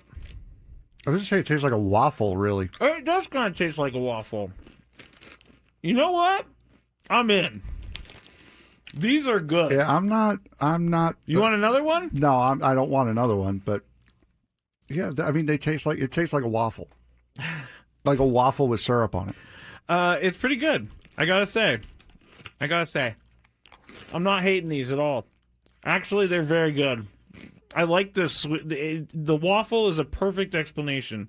If you've ever had, I'm sorry, I'm talking on the microphone with food in my mouth. But if you've ever had a what is it? A Lay's potato chip that's waffle flavor. It's kind of like that. Sad Fryer says, "Are they cheesy?" No, they're not cheesy at all. Actually, they're sweet. No, it's like a hard waffle with syrup on it, with dried encrusted syrup on it. Now I don't exactly know what the puff is. It could be just fake something. Most likely. I mean, it's like caramel a little bit too. All right, I gotta stop eating these because I will eat the whole bag. I love these things. I'm gonna leave them here though because I will eat this if I go home. It's just gonna be a bunch of beaver nuggets in my bed as I sleepwalk or something like that. All right, it's time for the beaver nuggets. So the story is somehow Buc-ee's got brought up. I think Frank brought it up. Yes, and it's a rest stop. 26. I think it's a day you should circle forever, Scraby. It's the day that the Gwynn and Chris show went to the bizarro world. After all, remember what we talked about. The success of this show depends on a dick, a deer, and a dork. I've always been the mean one. Tony's always been the nice one. Scraby, sorry, but you're the dork. Today, I think it was a badge with pride. You're right. Today, I'm the softy. I'm the, hey, look out for the feelings of these players and these media people. I'm the softy. Tony Gwynn, a little more hardcore, saying, hey, wear it if it's deserved. He tried True to or make no? that nicer. Really, I'm the dick now. And, right. And today you were. And well, Today you didn't say that. You said I'm harder. You said it was like I mentioned a nice way of. I said that the dick and the deer, we were bizarro world today. So I was the deer, you were the deer. Yeah. Yes, okay. Yes. Well, I don't want to call you that, Tony, because I have too much respect for you. I don't mind calling myself that, but I hold off on that. I appreciate that. I know this. By the way, I've never actually called you Richard. Right. Before, That's right. You know what I'm saying? That's right. I've called myself that. Scraby's seconded it many times. And I'm not trying to. You're surprised by my angle. I'm very surprised by your angle because and I know this isn't completely the same at all. Right. But when we talked about Bobby Knight dying, and I said, why do we celebrate a guy who's known as not that great of a guy? Right. You guys highlighted all of his hilarious things that he did, throwing basketballs around and chairs around. That is way worse than what Mick Cronin did to me, in my opinion. But yeah, maybe. I don't know. I'm just kind of tired of the whole Mick Cronin thing. That's where it comes from. I think if it was a one-time thing last night when I first saw it, I didn't really overreact to it. But the more I thought about it, I didn't care for it. I shouldn't be sticking up for journalists, but I didn't think the kid there, and his voice did go up an octave when he went to defend himself. And then I think Nick Cronin, was unfair at getting on that a little bit. Anyway. Well, let me clarify something because, I went back and read it just to make sure it was right. You were right. The original question came from somebody else. The other reporter who was beside him tried to kind of follow up. Yeah. And that's when Cronin went right back to my man and said, "Are you kidding me? You think that I care about him?" And so the voice you hear at that point raising isn't the guy who asked the original question. It was the second guy who was almost trying to defend him, defend the first guy. But either way, I mean, listen, there's no doubt that Mick was frustrated. The loss in itself probably had him on edge. And, although the question was about a guy on UCLA, it really had no bearing on the game, which is why I think he was like, what do you say? A rat's ass? Is that what he used? Yeah. I actually laughed when I saw this because I have been the guy to ask a question that I think is a really great question, but it turns on me and it makes you feel like I wanted to just disappear. I will say when I saw the play and I saw Mick Cronin's reaction, I immediately didn't feel good about how it was going down. I understood his irritation on the foul, but I didn't understand him like reacting the way he did. Like, even if he wanted to kick him out of the thing, he could have done it in a way that wasn't as demonstrative, that wouldn't have maybe caused the kind of, spectacle that we see now. But after that, in terms of the reporter, I just think, listen, man, we want real time. And this goes back to the whole Richard Sherman thing. You want real time. And he won in his particular case. He made the play and he was still like that. So I can only imagine you stick a mic, even a coach's face right after a game like that. You're going to get some responses. This isn't the first response we've heard, not just from Mick Cronin, but from any coach kind of being bristly about a question they felt they deemed not a good one. Let me ask this, and I don't know, Chris versus the fans may have to take a backseat today because it's a very important conversation. It's a good thing we didn't start talking about Mick Cronin at 2 o'clock. Well, 2 o'clock because we would have never got the Padres. Do you guys realize we only got through one topic? Yeah, right. We never even got to the other support court. But let me ask you this: if you were in charge of UCLA, the athletic director, or Mick Cronin's boss, I know you would not fire him. I probably would not fire him either. I think the Kansas State people overreacted as well. But I think an apology to that player, and a public one at that, and just admitting that there was a better way to handle that situation, I think is warranted here. Now, I don't know that Mick Cronin would go for it. I don't know. But I would suggest that. And that's where I think kind of we got to if it were me, to answer your question, if it were me, I would probably talk to Mick about, kind of, I don't necessarily need him to make him a public apology, but I need him to talk to that kid. And I can't think, just knowing coaches and having been around them all, I can't see a situation in which he's not already had that conversation with the young man. Now, whether there was an apology or not, I can't say, but I feel pretty confident that at least there was a conversation where him explaining where he was coming from. But certainly if you're an AD in today's day and age, and this thing is a viral clip, a conversation is probably coming regardless, is my guess. He is one step away from taking a turn into villainhood for good. UCLA is not want to be mentioned around all of this controversy, do they? Like after almost every game they lose? No, this is got to be getting a little old for them. The home of John Wooden, there's a little history there. When Coach K I heard he was an angry guy. I see him so red that it looked like he could have been a stop sign. He basically would MF the referee if he didn't get. Whoa. I can't say M and F together. No. Monday Night Football, you can. M and F. He said. Yeah, you can't. Can't say those two letters. No, Male, you cannot. female. I can't say that. You can't because everybody knows what you're talking about. Hey, we got young kids in the car. Yes, we do. Now, Krzyzewski would get on the refs if the opening tap was thrown a little, off center. He was on it quick. All right. Well, I mean, real quick. I mean, just to kind of to your point, they're 17-9 overall. They're 9-6 in the conference. They're 14-1 at home, and they're 3-5 on the road. They are still going to be able to be a team that is making some noise. They're in the Big Ten, right? I keep forgetting, right? Big Ten. I know. It's just hard. They're in the Big Ten, which is probably going to get. How many teams are they going to get in? Jeez, yeah. UCLA's a bubble right now, but they're on the good side of the bubble.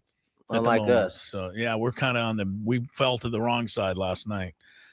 I don't know.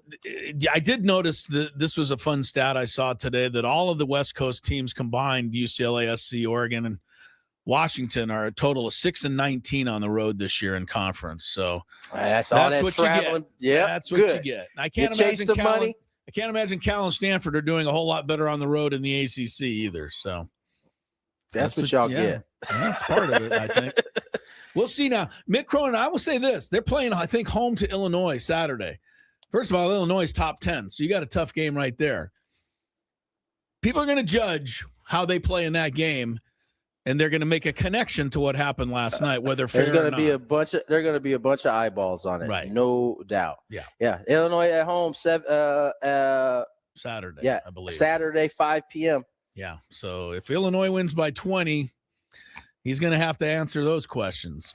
I'm sure he won't mind. And I'm sure he'll be pleasant in his response. I don't think Mick Cronin, he shouldn't get off the hook for not examining himself because he is pointing a lot of fingers at a lot of different people. But hold up. See, this is where we get caught up in recency bias. I know if we pull up the clips, there was a few times he blamed himself and the staff for not getting those kids ready. So, recency bias has this right in front of our faces, so it feels like, oh, this is all this cat does is point the finger elsewhere. I don't think that's true. I take you back. Listen, I take you back to, I don't know if you guys remember, he was the head coach at, was it Cincinnati or Xavier? I think it was Cincinnati. I don't know if you guys remember that huge brawl that took place between them and Xavier. And his guys were the ones that did a lot of the bad work. I remember him coming in there visibly upset that his team was the one kind of leading the way in the fisticuffs. And in that article, I think Doyle makes reference to it about him kind of reaching out and saying, "Hey, man, I appreciate you standing up for decency." And so it's not like he's can't be a decent person. I think he's been caught a couple times where he's been a little hot under the collar, and it feels like that's all we get from him. But I don't necessarily believe that. I think both things are true. I think Mick Cronin is as far from middle ground as you can be. Yeah. He seems like a really terrific guy a lot of the time, including when he brought the Bruins down here to play the Aztecs earlier this season and spoke highly of everything and was willing to bring his team in a tough place and play a game. And, most both things can be true. You're right. So, you're right. But I think he's losing his cool on the other side. And then some of that's got to be reined in. I wanted to talk about Doug Gottlieb at some point. Poor Doug. Well, good old Doug Gottlieb. Well, we could talk about him in the next segment. I mean, that would be. Yes, let's do it. Sorry, everyone. We're skipping Chris versus the fans today. Go to traffic instead. I feel so weird about saying that, but it's done. We're moving on. From the 855 Kent Ross Traffic Center. Injured, demand justice.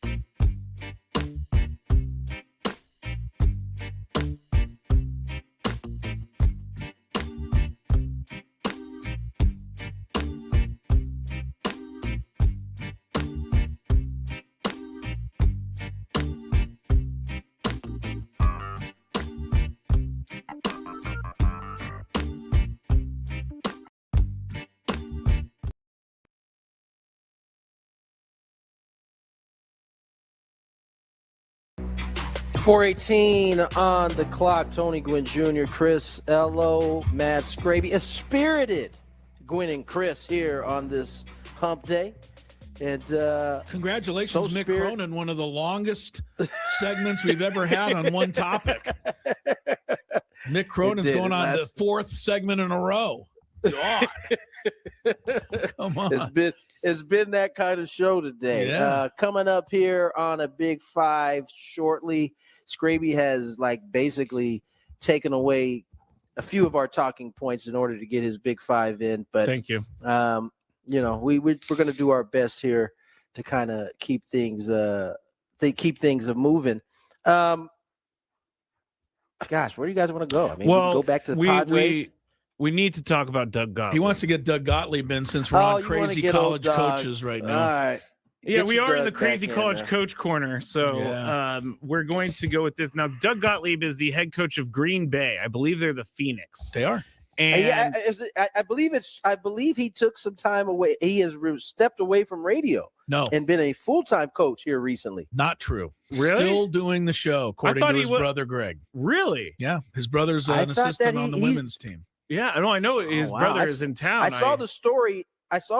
Came out that he was stepping away from it, but wow, I guess he's still doing Greg it. says he's still doing it, but maybe that's changed since the last time I asked him. I know that Doug is having a much better year. This year. Last year they really struggled, and this year they've done quite well. So he after the game over the weekend, I guess there was a technical foul called on him that ended up allowing the other team to score, and his team lost, which was a big game for them. So he goes into the media press room, and this is how he starts. Now, I can't show the video, but you can hear what he probably looks like, and then I'll cut it after a certain point. You can hear what he looks like. Oh, yeah. I did not curse. I was not demonstrative. I did not leave my box. All I said was, that's the same play as the other end. Okay? All we ask is that there's a fair game. That's what we ask. Okay? CJ O'Hara goes and gets an offensive rebound. Their player dives at his legs. CJ gets called for a foul. I need Donnie at the league and the new commissioner to explain to me the disparity in the officiating. That's what I need explained to me. I got no problem with their team, their staff. They played hard. They did what they do. They play tough and they play aggressive. I need somebody to explain to me, okay, how just those two. There's others that I have massive issues with, okay? Others that have including every time we touched them, there was a foul in the second half. The last play of the game, just to get the ball, they're grabbing us and holding us. Okay, and I understand. If you're not calling that, that's fine. You had the exact same play at both ends in the last play of the game. The exact same play. He was banging on the exact same play. Okay, you get the gist of what's going on over there. The only thing you couldn't see if you didn't see it was that he banged on the table. The mic fell over. Everything fell over. But he was nice enough to pick the mic back up and reset it there so everybody could hear what else he had to say. I thought that kind of showed his media savvy there. Yes, it did show his media savvy. Right. Now, where are you? Do I dare ask? Where are you at with this one, Chris? Well, I'm sure he's at the same play. He got a 1-game suspension. He did. So that's what I really want to ask you guys. Does the punishment fit the crime? It does, but I think every now and again, and as an official, I get it. I get the how you go crazy sometimes with some of the calls. Yeah. So I get it. I have no trouble with this. He's not the first ref who thought that the officiating was horrid. And, he thought that there should have been a foul there at the end of the game and would have put his team on the line to, maybe win the game. I mean, Dutcher had every right and did get pretty angry at that game in Grand Canyon. He didn't bring it to the press room with him, but Doug did. So I don't have an issue with this. I would love in a perfect world, and I say this on my Aztec women's games broadcast. In a perfect world, I would love to never even talk about the officiating. I just want to enjoy the game, and I want to let the refs do their thing. But, Tony, every now and again, I'm doing a game, and I'll find myself the whole second quarter whining about the officiating because I can't help it. It is part of basketball. Sometimes it takes over. So it got him on that one. It definitely did, yeah. Tony, do you think the punishment fits the crime here? Yeah. I mean, he lost it. I mean, I think it's funny. We've this is Doug. We've talked about Mick. We've talked about Dutch, and I think you're talking about different generations. Dutch is 12 years older than Mick. I'm not sure where Gottlieb is. He's probably just under 54, which is what Mick Cronin is. And so there's a generational type of gap in terms of how they handle it, right? I mean, Dutchers comes from, I don't know if I ever saw Steve Fisher mad ever. Like, I mean, I'm sure he was, but I don't know that I ever hear it.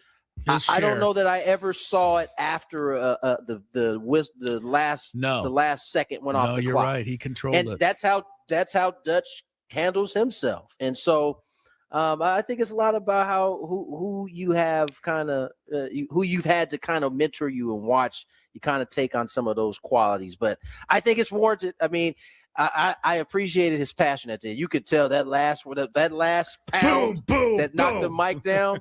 He was fully immersed in his frustration. It goes on for another 2 minutes after that. Yeah.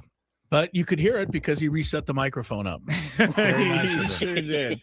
I think he knew he'd get a 1-game suspension. I don't think I don't think he's even surprised. So I think to Chris's point, I mean, sometimes you do this as much for your team as you do for anything else. I mean, I'm sure his team felt like there were some calls that weren't going their way. They walk out of that city knowing, Coach Gottlieb, we got her back on this one. Yeah, I agree. I don't know that he even did it intentionally, but I think it was one of those deals. It just went that way. He was, I kind of got a kick out of it, really.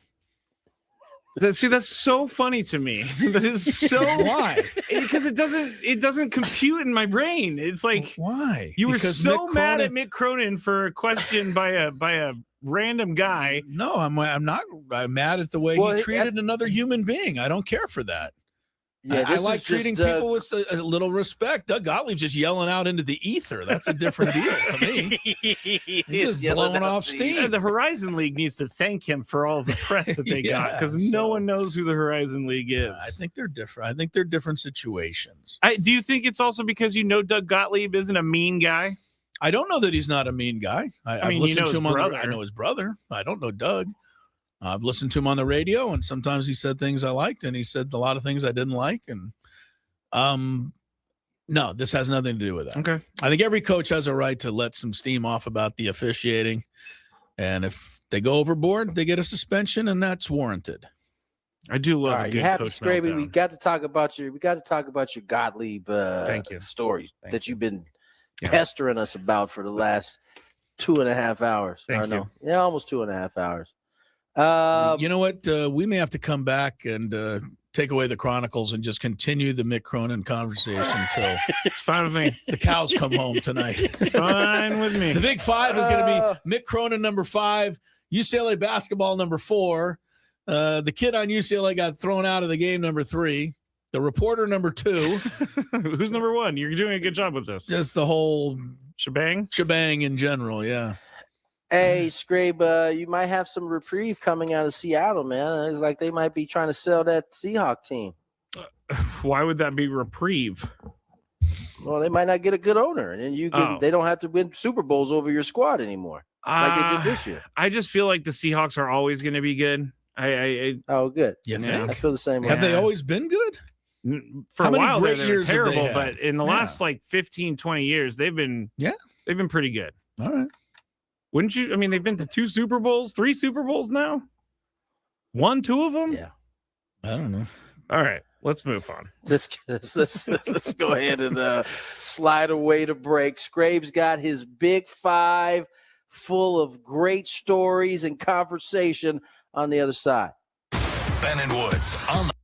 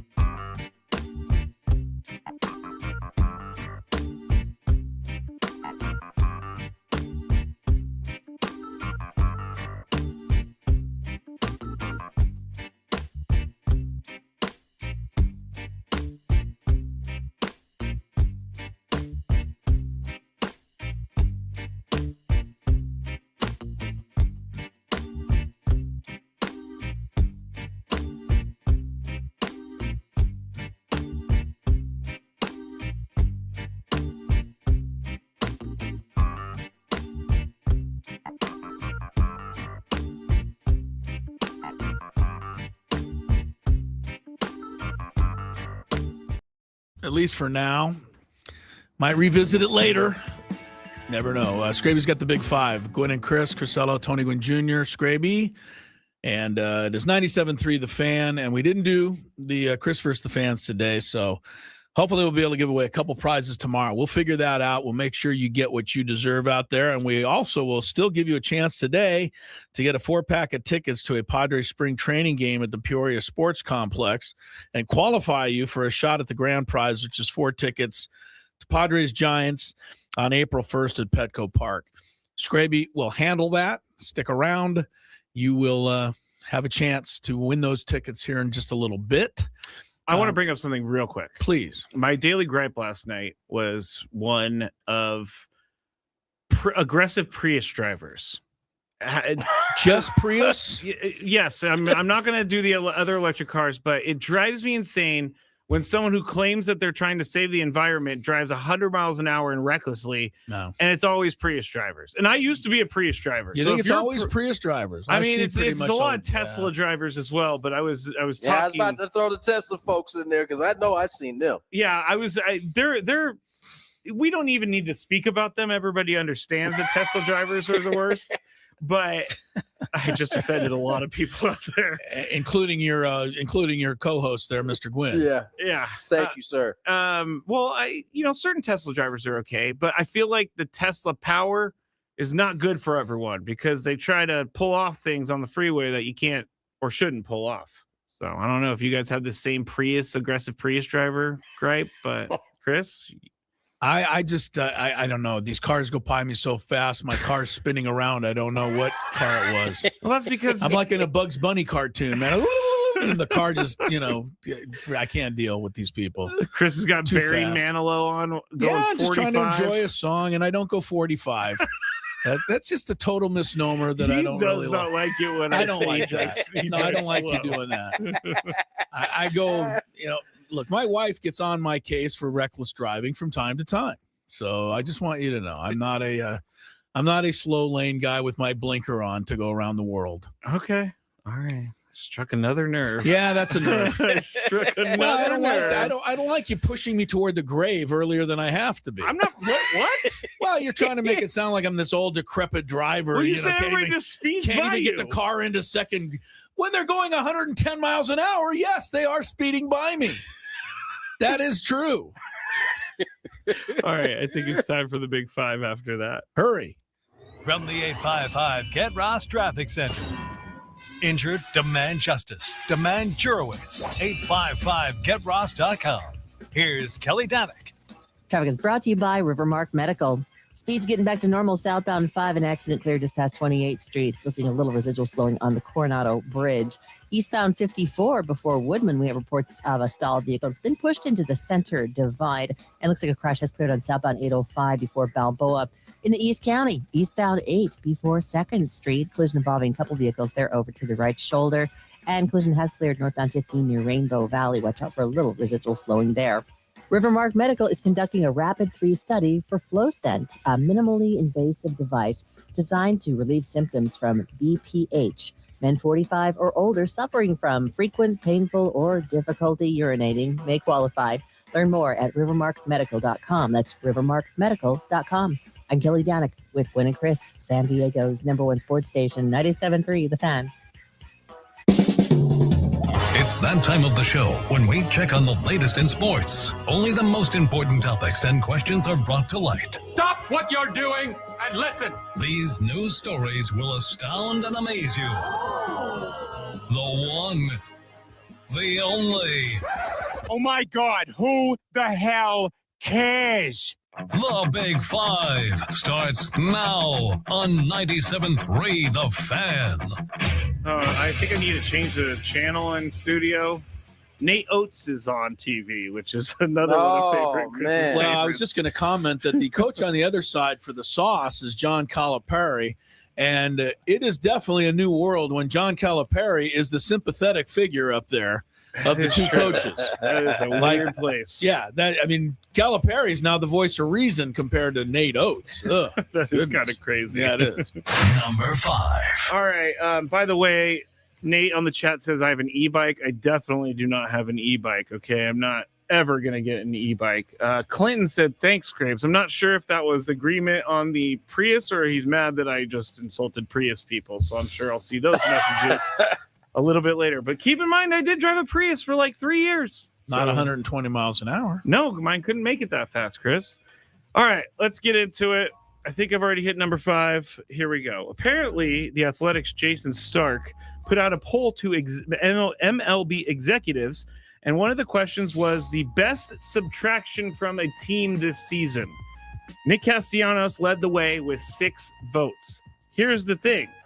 This vote happened before the release by the Phillies was made public, so this was voted on before. Chris, why is Nick Castellanos so polarizing?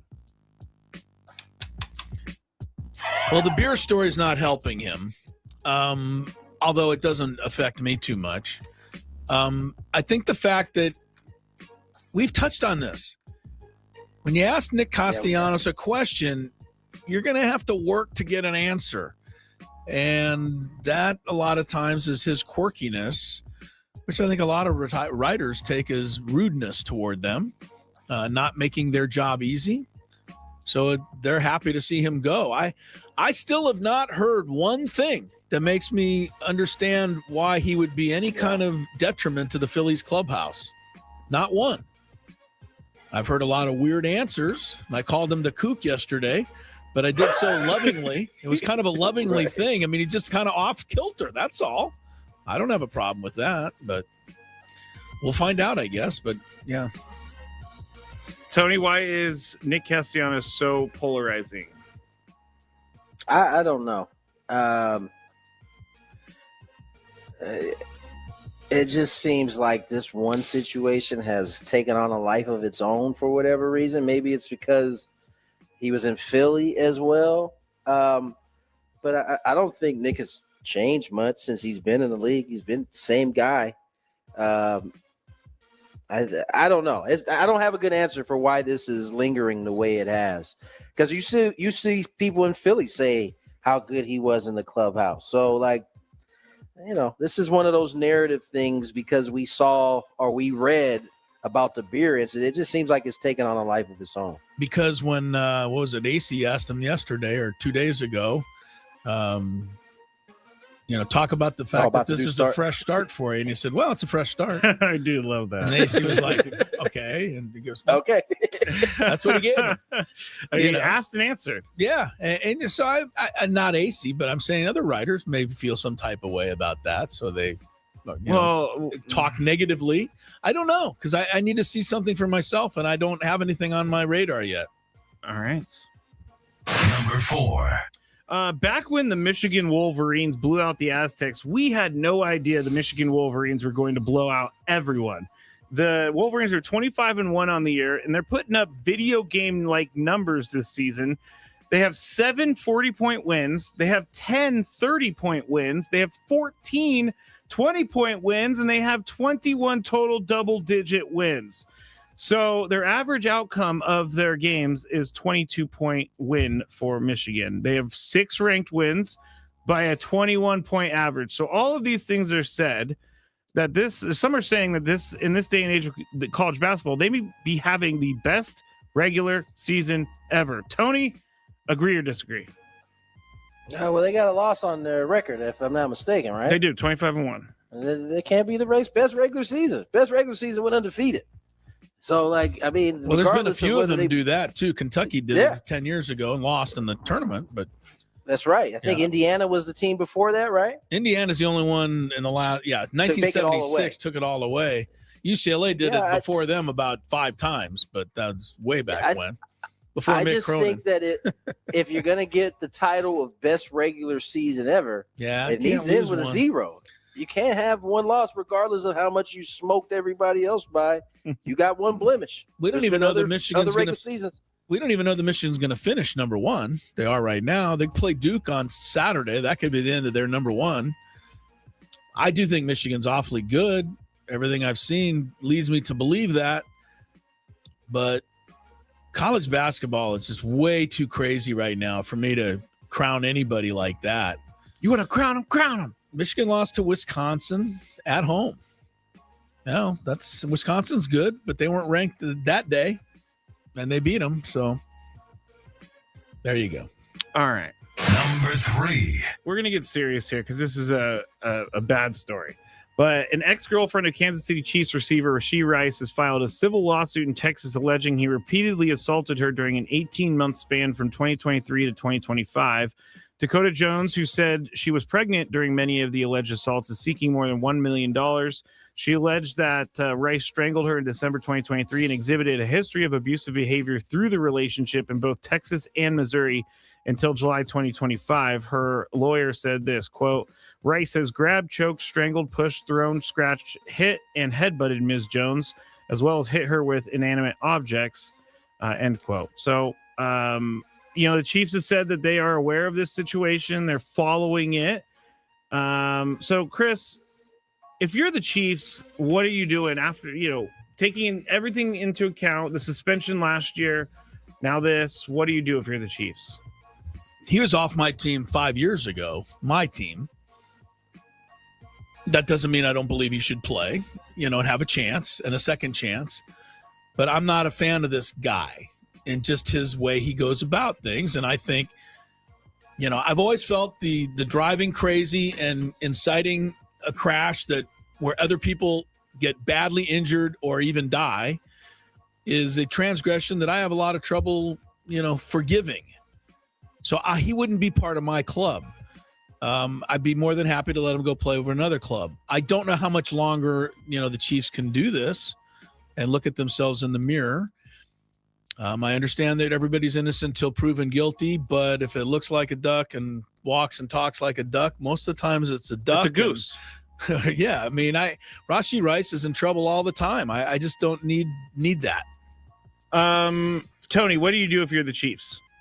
This is what I would like moving forward, is not to be asked these stupid ass questions about what we would do in these situations. We get asked this question too often, but I'm going to answer it this time. Wait, what question do you want to ask? I don't want to be asked about what I would do with Ray Rice. Rashee, yeah. I'm getting Ray in trouble again. Rashee Rice with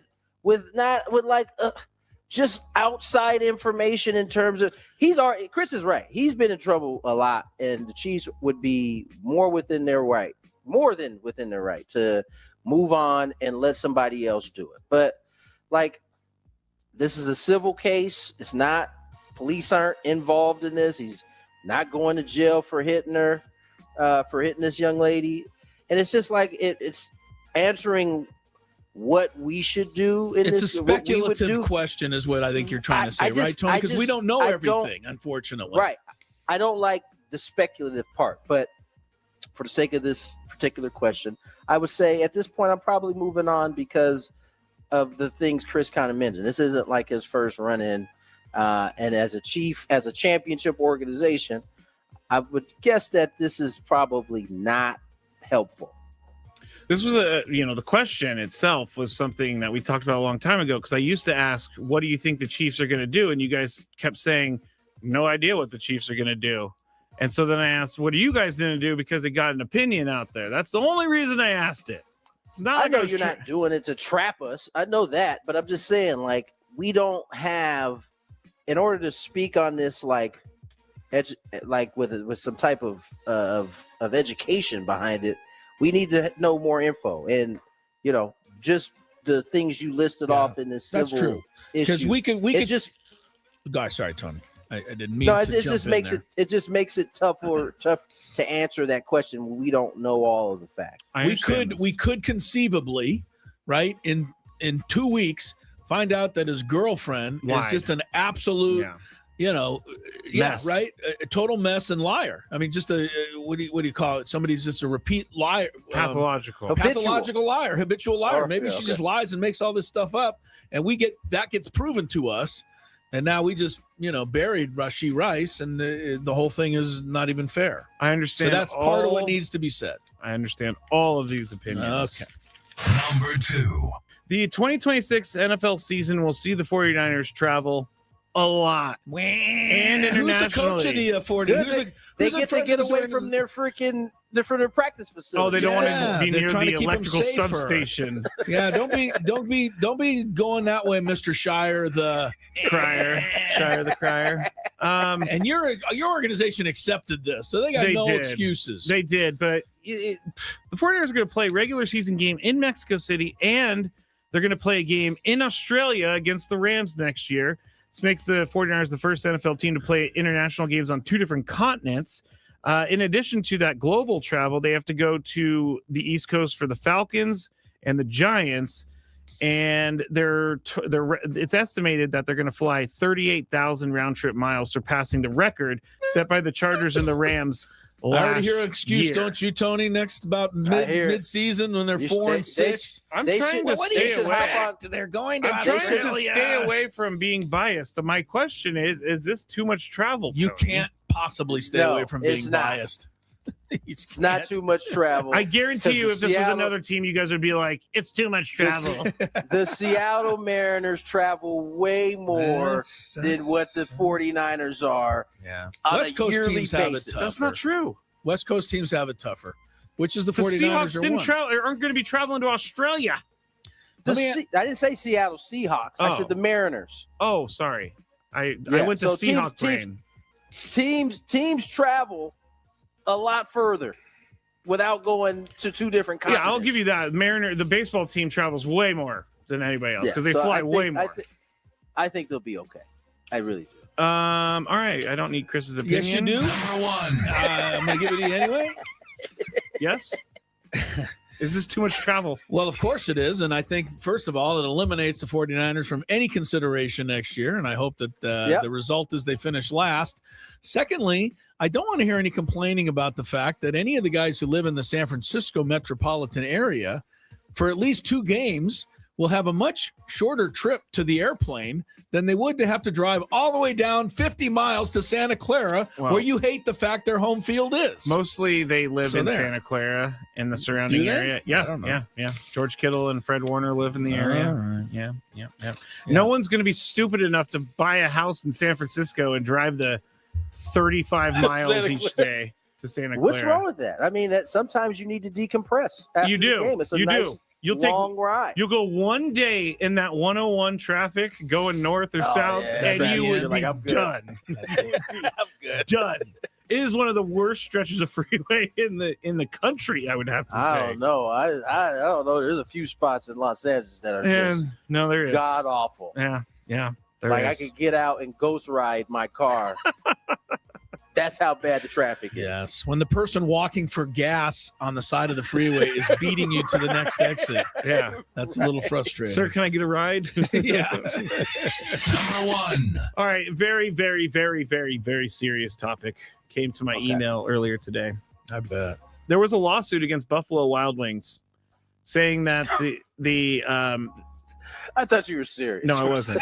I'm just going to read it. A federal judge dismissed the lawsuit against Buffalo Wild Wings by ruling that the marketing of quote-unquote boneless wings does not constitute a deceptive act under the Illinois Consumer Fraud and Deceptive Business Practices Act. Wow, it's a long act.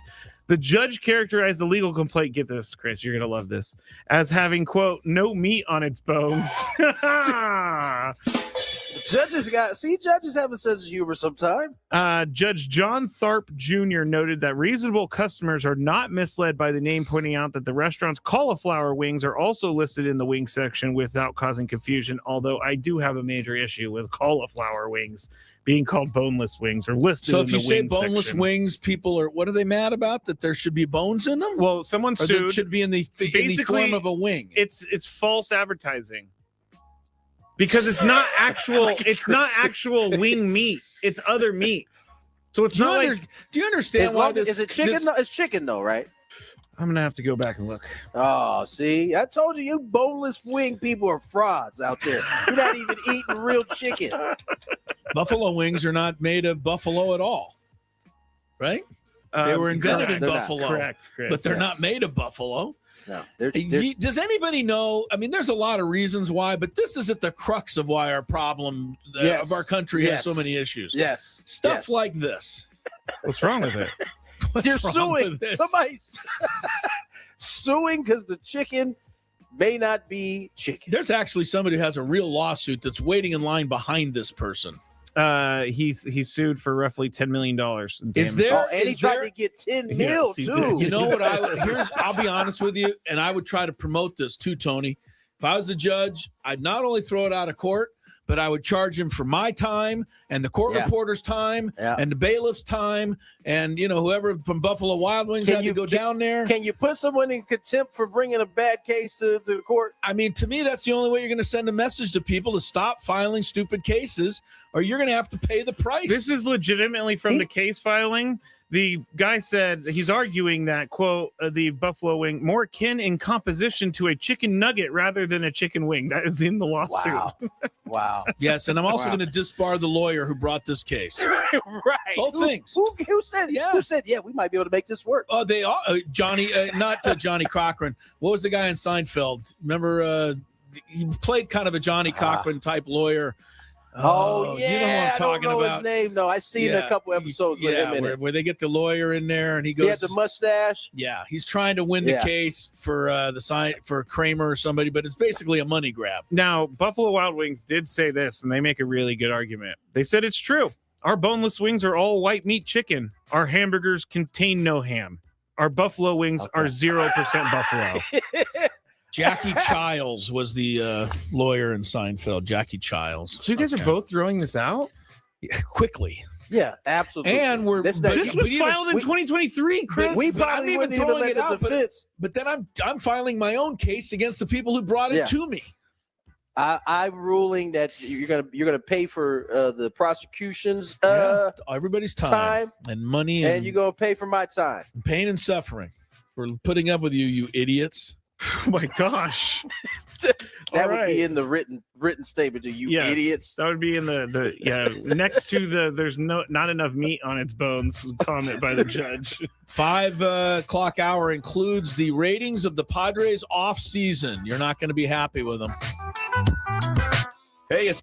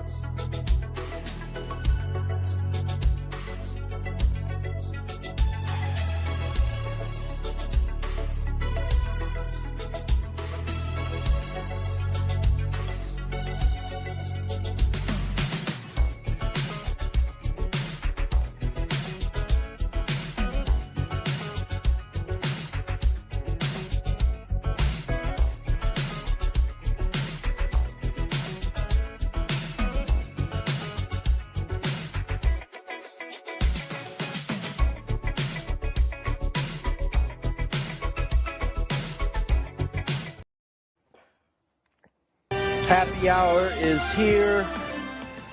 The group of three is down to two. Tony Gwynn Jr., Matt Scraby now with the big face squares. I need to back my computer up.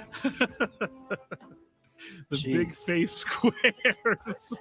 Face was filling up the whole thing. It does get a little crazy there for a second. I'm live from Narnia, and Mr. Scraby's at the Bill House Studios there, living it up. Solo Bolo. Scraby Chronicles. Scraby Chronicles coming up at the end of the hour.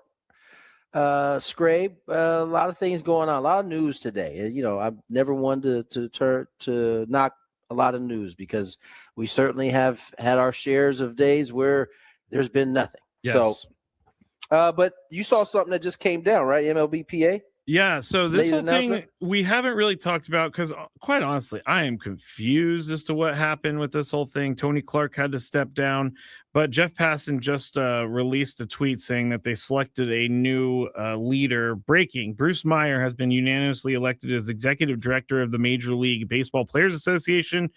He was previously the number 2 at the union, and he becomes the sixth executive director in the union's history. So he's going to take over. Go ahead. Not a surprise. This was inevitable. For those who don't know, Tony Clark stepped down yesterday. Really, you know what the interesting thing about this story, Scrape, is maybe probably about 3 weeks ago, a month ago, it came down that there was a federal investigation into some wrongdoing from the MLBPA and their partner. I think, gosh, it's called like something. Let me look it up. It's basically it was basically supposed to be a place where they kind of were able to grow the game of baseball through the youth. As it turns out, there was a lot of money spent and not a lot done, and so an investigation was opened up. And that's partners. That is the big deal, right? Because that's a federal. It's illegal to spend funds on those kind of funds on things that have nothing to do with the Team One kind of concept, and that is what is being alleged, which is a big deal. Yes, but it just goes to show you where we're at in our site. The focus in every article that I've read, it's been a mention, but the focus of every article that has been out has it been about alleged inappropriate behavior between Tony Clark and his, I believe, sister-in-law. Yes, sister-in-law. And the to me, as if true, the moral compass of that is clearly not what it's supposed to be. But in terms of his job, it doesn't really have anything to do with it. But the focus isn't been on the case that could be sending him to jail. The focus has been on the inappropriate behavior. Now, we don't know what that inappropriate behavior that wasn't really reported. It was just kind of alleged that an internal investigation led to that kind of outcome, and so he stepped down. It's just been kind of a little bit incredible to me. Not incredible. It's just been a little bit kind of upside down that the focus has been on about the non-legal issue. Yeah, the actual issue. Right. Like you said, put aside the morality of everything, and we can all, think our thoughts about what happened there. But if he allegedly, and if he does have this whole thing, this legal problem on the other side, that's so much bigger because it's corruption. I mean, we're seeing corruption everywhere. NFLPA just had corruption where the guy who was leading it started using money at strip clubs to buy lunches and things like that. And that's how he got found out. And by the way, those entities are all kind of connected to this one team. Let me read One Team Partners is a group licensing arm established by the MLBPA and NFLPA. Recently, federal investigators have begun investigating One Team for potential financial misconduct related to its operations, particularly the MLBPA. So the investigation has raised concerns about self-dealing and misuse of resources within the organization. So the Myers, I guess, hiring is not a surprise. I talked to a lot of guys who are in the know from the union, and this was the expected move, although it was not expected. And this is the other thing. It sounds like they didn't kind of have noticed that this was going to be happening, that Tony was going to step down until about 48 hours before. So it wasn't as though this was like an internal thing. It seems like it caught everybody by surprise. And so we'll see how that unfolds. From everybody I've talked to, they have this will not disrupt anything that they have going. Remember, Tony Clark doesn't do the negotiation. Bruce Meyer actually is the one that is in those rooms doing those negotiations. So all right, then we'll see how that. I did not know that because everything I read painted this bleak, dark picture about how the MLBPA is now in huge trouble because their chief negotiator is no longer with them in the year of negotiation. I mean, and the thing is, and maybe the P, and I made this point the other day, the PA very rarely they don't really play the media game, right? They don't get out in front of stories. They kind of just let them go. They just let them in the ether. You might have one or two guys step up, but not in the same way that you see owners try to kind of win the public opinion kind of ideas. So they don't MLBPA doesn't really speak on those type of things. They release their little statement. That's as much as you're going to get. You're not going to have anybody talking in front of a camera or getting out there in front of it. They kind of just let the work kind of do itself because they know ultimately it boils down to these negotiations. As a player, when you hear about this, and assuming I don't really hear about players not liking Tony Clark. I think they do like Tony Clark, but as a player, are you kind of thinking now, man, there's this stuff going on at the top financially, like what else is happening?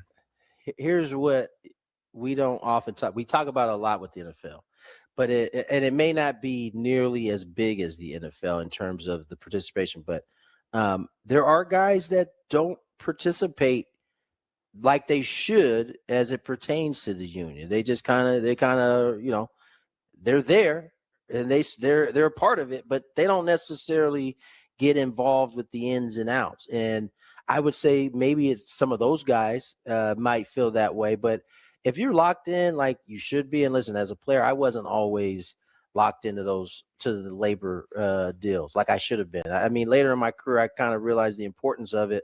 But a lot of guys, especially when you're young, you just think you have a ton of time and that those things don't affect you. And so, it's rare that you get a guy like Jake who came in kind of already in that mindset.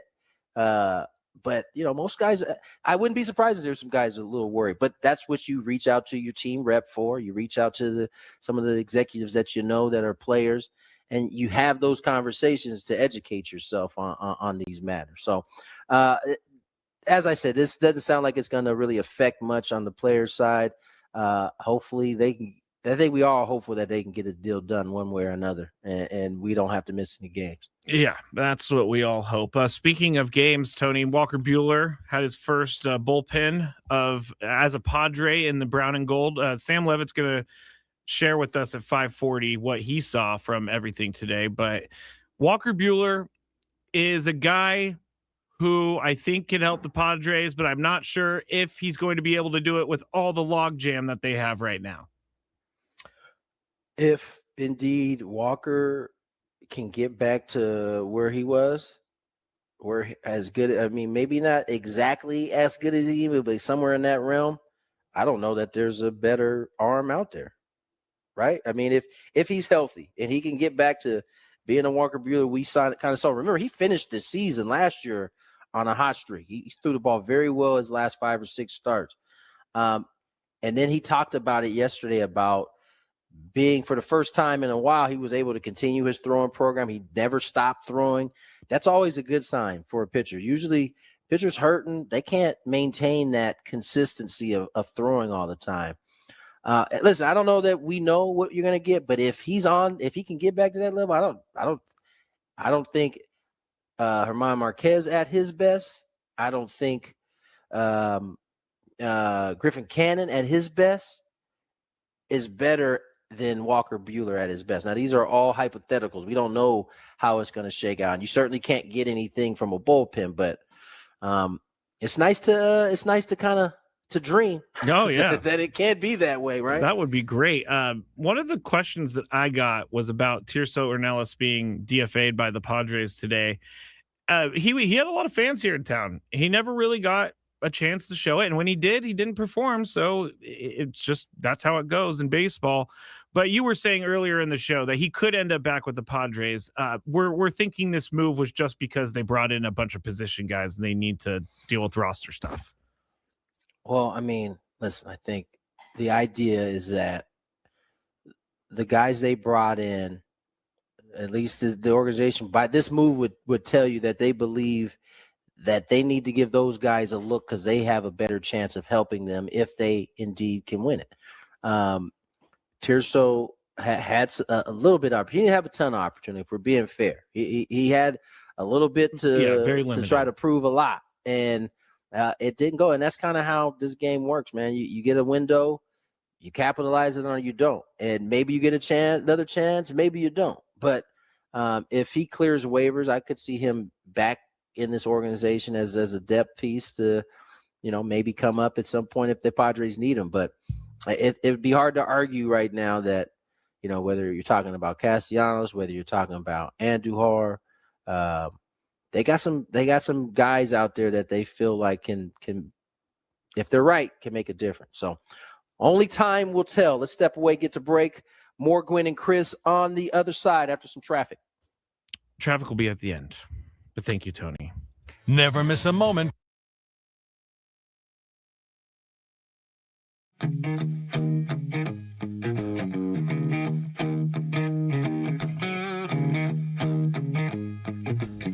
There's Roadrunner. Meet me.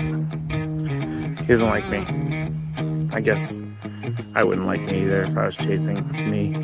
As you can see, I'm all Aztec out here at the Aztec baseball tournament. It's the SDSU baseball alumni tournament. Right now, we are 1 under in the scramble, and Chris is playing well, Tony's playing well, but our ringer, Jack Townsend, is playing really well, so.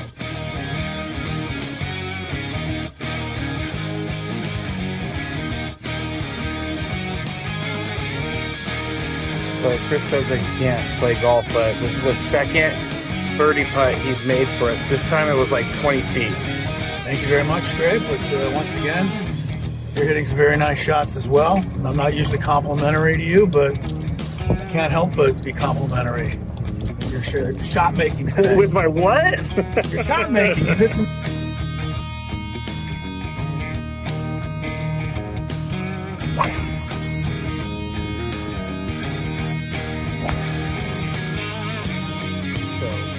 We are league 10 now, and it's getting really windy. It's actually kind of cold. I'm not gonna lie, I know we're in San Diego, but we're 3 under as a group. We just got off the birdie, and I just hit my defense.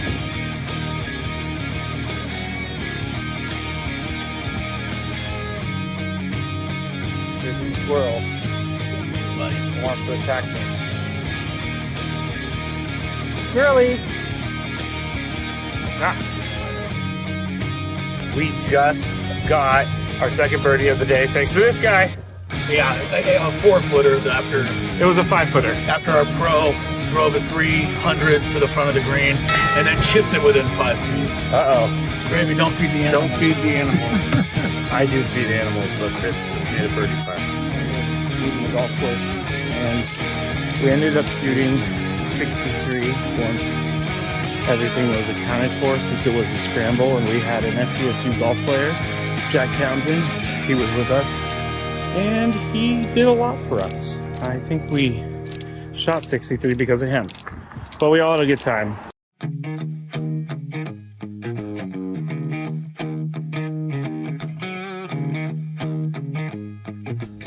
There's Roadrunner. Meet me. He doesn't like me. I guess I wouldn't like me either if I was chasing me. As you can see, I'm all Aztec out here at the Aztec baseball tournament. It's the SDSU Baseball Alumni Tournament. Right now, we are 1 under in the scramble, and Chris is playing well, so he's playing well. But our ringer, Jack Townsend, is playing really well. So.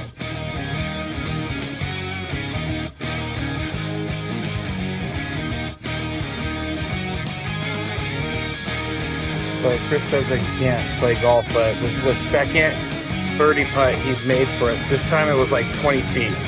Thank you very much, Greg. But once again, you're hitting some very nice shots as well. I'm not usually complimentary to you, but I can't help but be complimentary.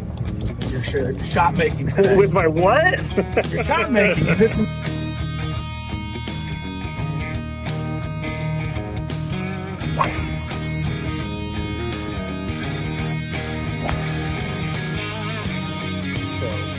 We are just around league 10 now, and it's getting really windy. It's actually kind of cold. I'm not gonna lie, I know we're in San Diego, but we're 3 under as a group. We just got off the birdie, and I just hit my defense.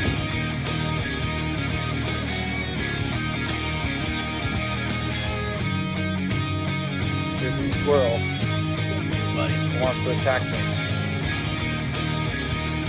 Squirrely! We just got our second birdie of the day thanks to this guy. Yeah, a 4-footer after. It was a 5-footer. After our pro drove it 300 to the front of the green and then chipped it within 5 feet. Uh-oh. Gravy, don't feed the animals. Don't feed the animals. I do feed animals, but Chris made a birdie putt. Leaving the golf course. And we ended up shooting 63 once everything was accounted for, since it was a scramble and we had an SDSU golf player, Jack Townsend. He was with us and he did a lot for us. I think we shot 63 because of him, but we all had a good time.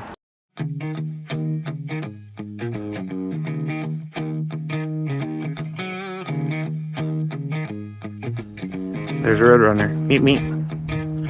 He doesn't like me.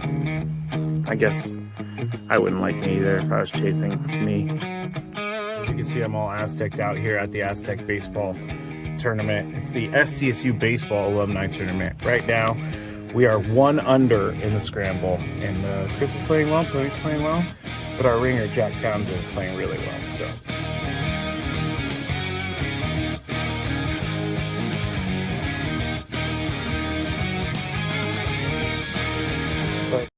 Chris, middle of the week, makes it a Wednesday, I believe.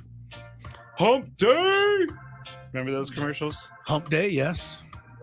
Never really was fond of that term. Oh. Not quite sure why. Yeah, why? I said I'm not sure quite sure why. I guess I'll tell you why now. Oh. Actually, I have a reason. Okay. I've never been fond of the fact that Mondays are supposed to be terrible and Fridays are the greatest, in which that's the reference here, basically, that you're over the hump and you're on your way to Friday. I've said this before. If you're going to hate Mondays, you're going to hate 1/7 of your life, and I just don't think it's worth it. Well, let me hate 1/7 of my life. In this case, it's only 1/5 of your life if you're only going Monday to Friday. You can't count the other 2 days then. Well, no. No, the other – okay, all right. Well, some people are only happy on the weekend, which means you're only happy 28% of your life, which is 2 out of 7 days. That's not great either. But you don't – I feel much better about life when I'm going home from work on a Friday than I do on a Monday. Most of us do. Most of us do. I'm trying to change that thinking. It's not going to work. And that's fine because we probably have other things to talk about, including the fact that apparently not everybody is as excited with what the Padres have done the last several days in spring training as we are. And to that end, I point to an article that was out on ESPN.com today that ranked every team's complete offseason, or at least I guess to this point. I guess a few more moves could still be made, but every team's offseason was ranked. Of course, at the top of the list was the Dodgers, and they got an A. I don't even know how you can give them an A.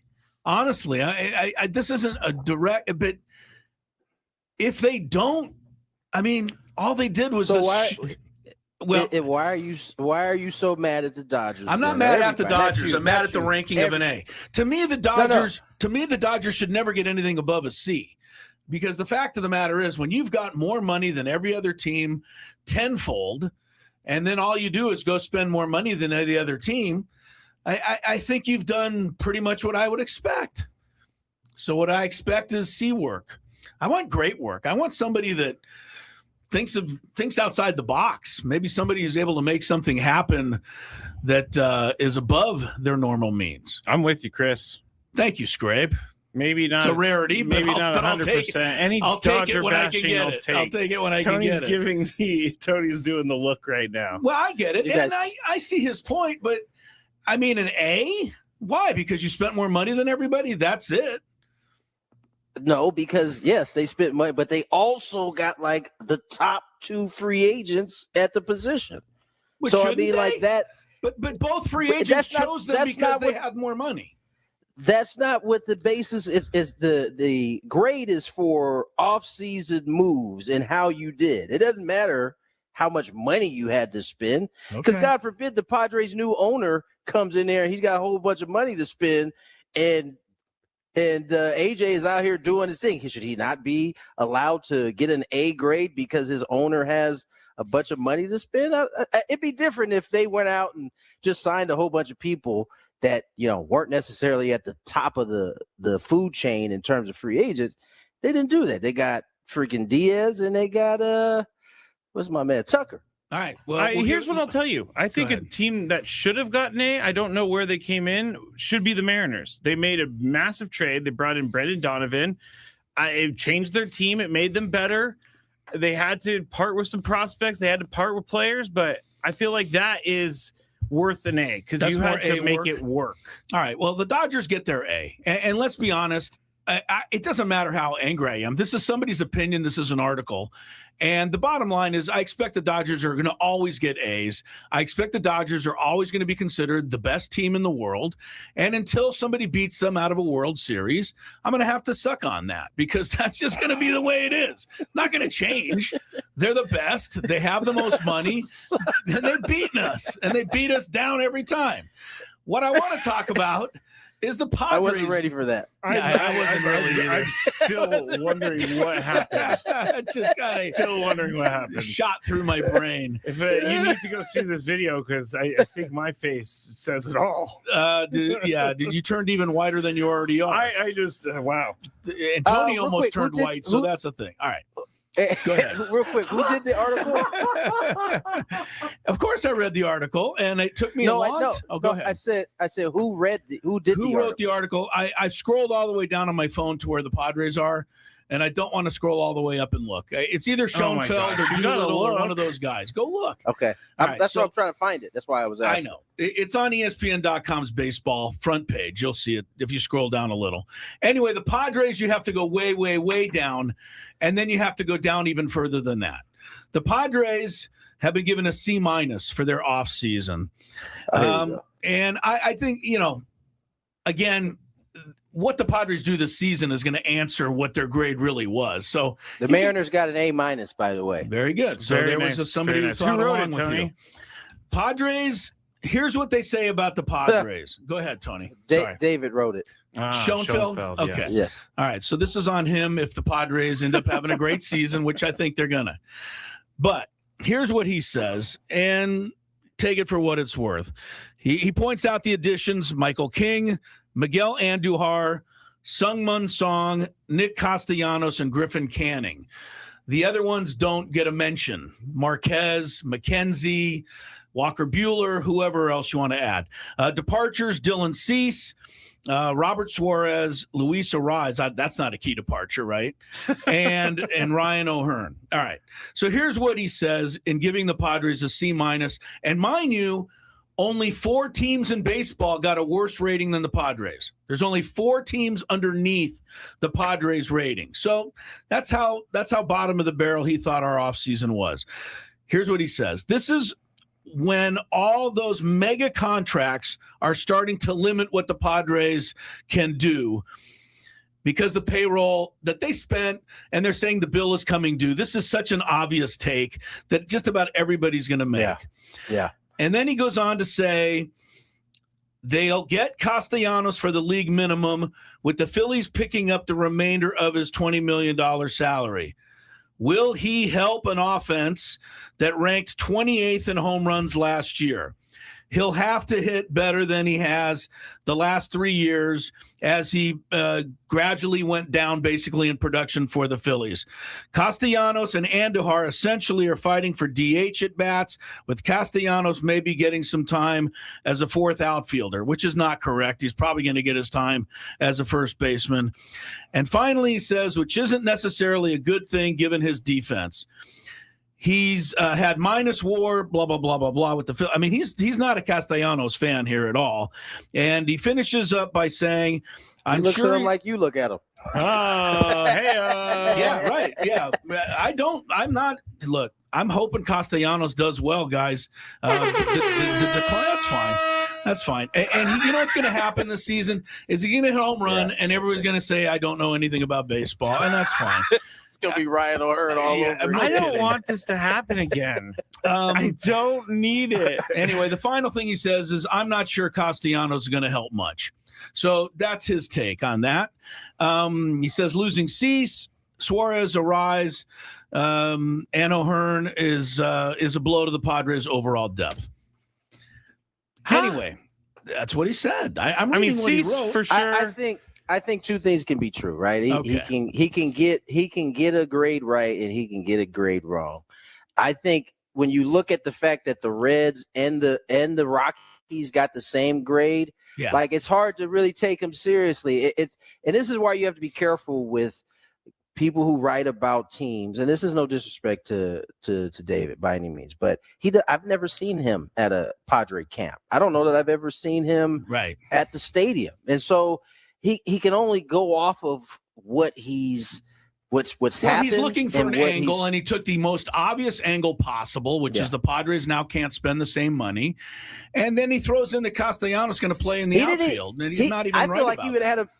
I feel like he would have had a better argument if he would at least said, because ownership is in flux in terms of instead he just went with the lazy idea that they got these big contracts they can't spend. Tony's very when right. Really the ownership the thing more is biggest. The more likely thing is be correct then. That's why I'm calling him out. Right. But if he's talking about money and spending money, he should actually say that the Padres did a really good thing by bringing in a guy who's being paid by another team for $780,000. Here's the thing. His point is that he doesn't think that Nick is. He's not going to live up to $780,000. I think he might be wrong. I don't know. Just because you get a player for $780,000 doesn't mean you want him living up to that. I mean, you want him to live up to the 20 mil. Yeah, that's what you want him to live up to. You're just hopeful that he can do it at the $700,000. What I'm saying is I would like to see in the middle of the season him write an article about how he was so wrong that the Padres got the steal of the hopefully that's how it turns out. Hold your breath. Yeah, he's not going to write the article, but Tony is predicting that we are going to get the steal of the year. My final thing on this is going back to the Dodgers getting an A and the Padres getting a C-. Here's my last thing on this. Scrappy, you agreed with me, so stop laughing. I just think I don't even have to do this. I can just ride your coattails for once. The reason that I'm just bringing it up, you don't even know what I'm going to say. You don't even know what I'm going to say. I'm going to agree with you. What I'm going to say is that I believe the Padres situation forced A.J. Preller to be far more creative than anything the Dodgers did. Yeah. And so that's why I would consider the Padres a higher grade and the Dodgers a lower grade. There. I think they both should have got high grades, especially for what AJ pulled off. But again, if he doesn't value the guy, I mean, the way he talked to Castellanos and he looped in Andujar. So he doesn't like those two. So to him, he doesn't think those are good signings. For us, at least half of us think those are both good signings.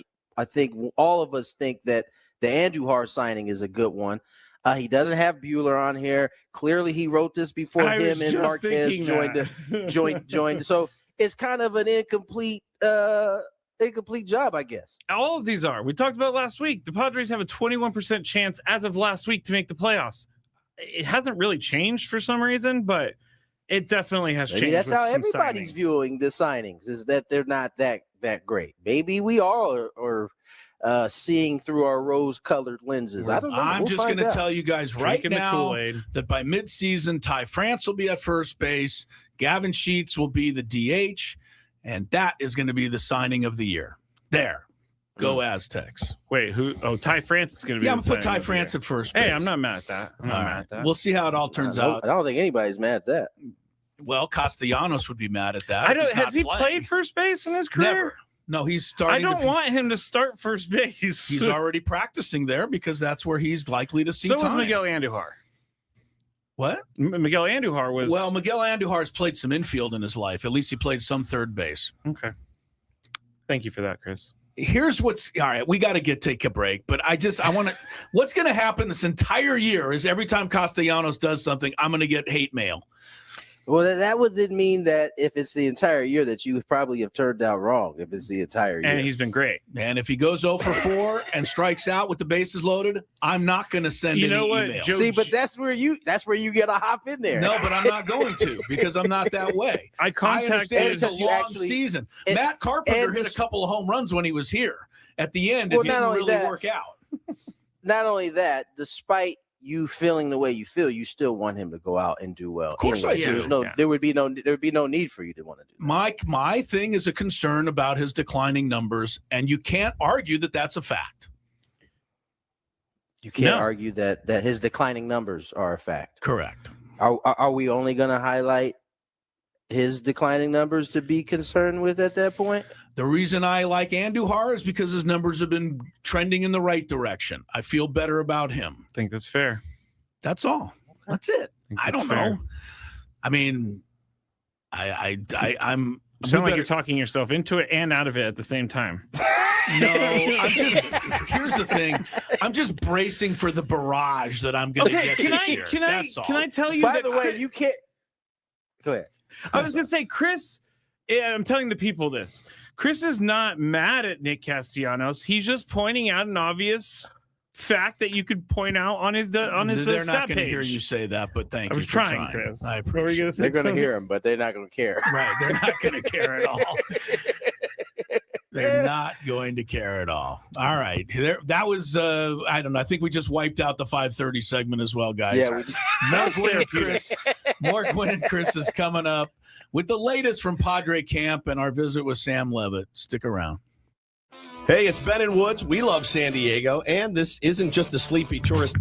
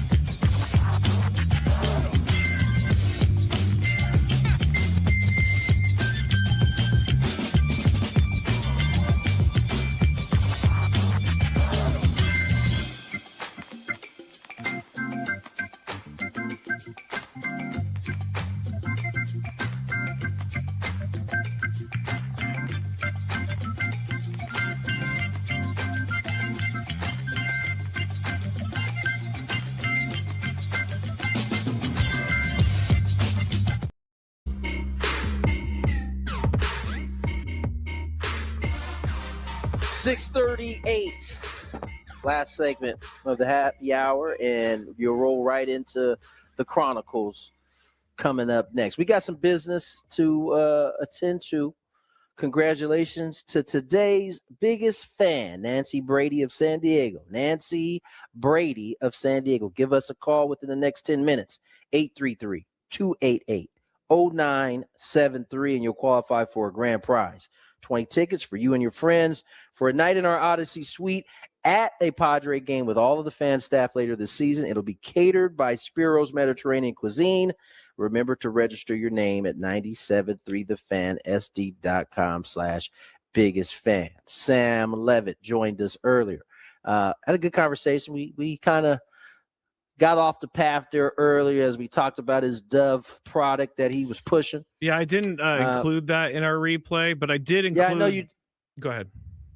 I was gonna say I know you didn't. That's why I mentioned it. I figured you were gonna cut it out. It was kind of a off the beaten path of what we were talking about. I mean, it's hilarious, but I did see an armpit. I didn't think I would ever see you catch a glimpse of an armpit, but never like camera centered, like there. It was like all up in it. He's so much braver than I am. I won't even watch the way video braver. I'm scared. But once he gave the reason why, it made a lot of sense. It was either an armpit or a full shirt off kind of picture, and I can see why my man was like, I can see why I would be like, yeah, let's go with the armpit. If they would have said it's your armpit or a shirt, I'd be like, I'll take 100 pictures of my armpit if I don't have to take a picture of my shirt off. I mean, way back when, Tony, you knew these guys, Nick and Judson, they made me put on a wet T-shirt one time, like back in the day. See, that's bullying right there. It was. That's bullying, right? It was a Matt Kemp thing. He did like a wet T-shirt type of calendar. Oh yes, me and Judge butted heads quite a bit over his Matt Kemp comments for sure. Yes, I'm a little sensitive about how we he's don't even viewed. use the word. We don't even use the word in my house. That's how against the FAT word. My family is. So I'm a little sensitive. I see what you're saying. My dad was called that quite a bit, and it's a soft spot. And so me and Judd butted heads over that for sure. That's messed up. As a large guy, kids poked me and said you're the Pillsbury Doughboy. It stuck with me forever. Yeah, no, we don't use the F word, and I'm not talking about that F word. Yeah. We don't use the 3-letter F word. That's very good. All right, let's check some traffic and let's get to Sam Levitt. From the 855 Get Ross Traffic Center. Injured? Demand justice. Demand Jurowitz. 855GetRoss.com. Here's Kelly Danick. Traffic is sponsored by Rivermark Medical. Getting a ladder out of middle lanes on northbound 15 for the 163, eastbound 8 at the South 15 connector ramp. Collision involving a couple vehicles. They're over to the right shoulder. Also have a collision on the Palomar Street off ramp, southbound 805 and eastbound 54 just before Rayo Drive. Accident has been moved over to the right shoulder. Rivermark Medical is conducting a Rapid 3 study for flow stent, a minimally invasive device designed to relieve symptoms from BPH. Men 45 or older suffering from frequent, painful, or difficulty urinating may qualify. Learn more at rivermarkmedical.com. That's rivermarkmedical.com. I'm Kelly Danick with Gwynn and Chris, San Diego's #1 sports station, 97.3 The Fan. A lot of eyeballs watching Walker Buehler with his bullpen. Definitely. Griffin Canning was out there. Joe Musgrove was out there along with Michael King. A lot of conversation. It was definitely outside of going to the big stadium for the simulated game. It's probably the thing that everybody was paying attention to most today. Yeah, it was for sure the thing that I was looking forward to the most on the schedule. When I saw it this morning, I made it a priority to get over there and make sure I was there to get video. I mean, again, what do you take from a bullpen session? Personally, for me, every bullpen session I watch looks good from a major leaguer. Yeah, right. But the thing that's the thing that stood out to me just in watching today was it was one of those, and you do notice this in the bullpen, where Ruben was really, really involved, and he was involved in every pitch, and there was a lot of communication back and forth. And I think it makes a lot of sense when you consider that this is right up Ruben's alley. Working with the guy, getting the best out of him, maybe adjusting some of the things he's done to get him into the best version of himself. Obviously Walker's had a lot of injuries and his body hasn't really cooperated with him, but this is going to be a project for Ruben, for a guy that has had a lot of success and obviously at one time,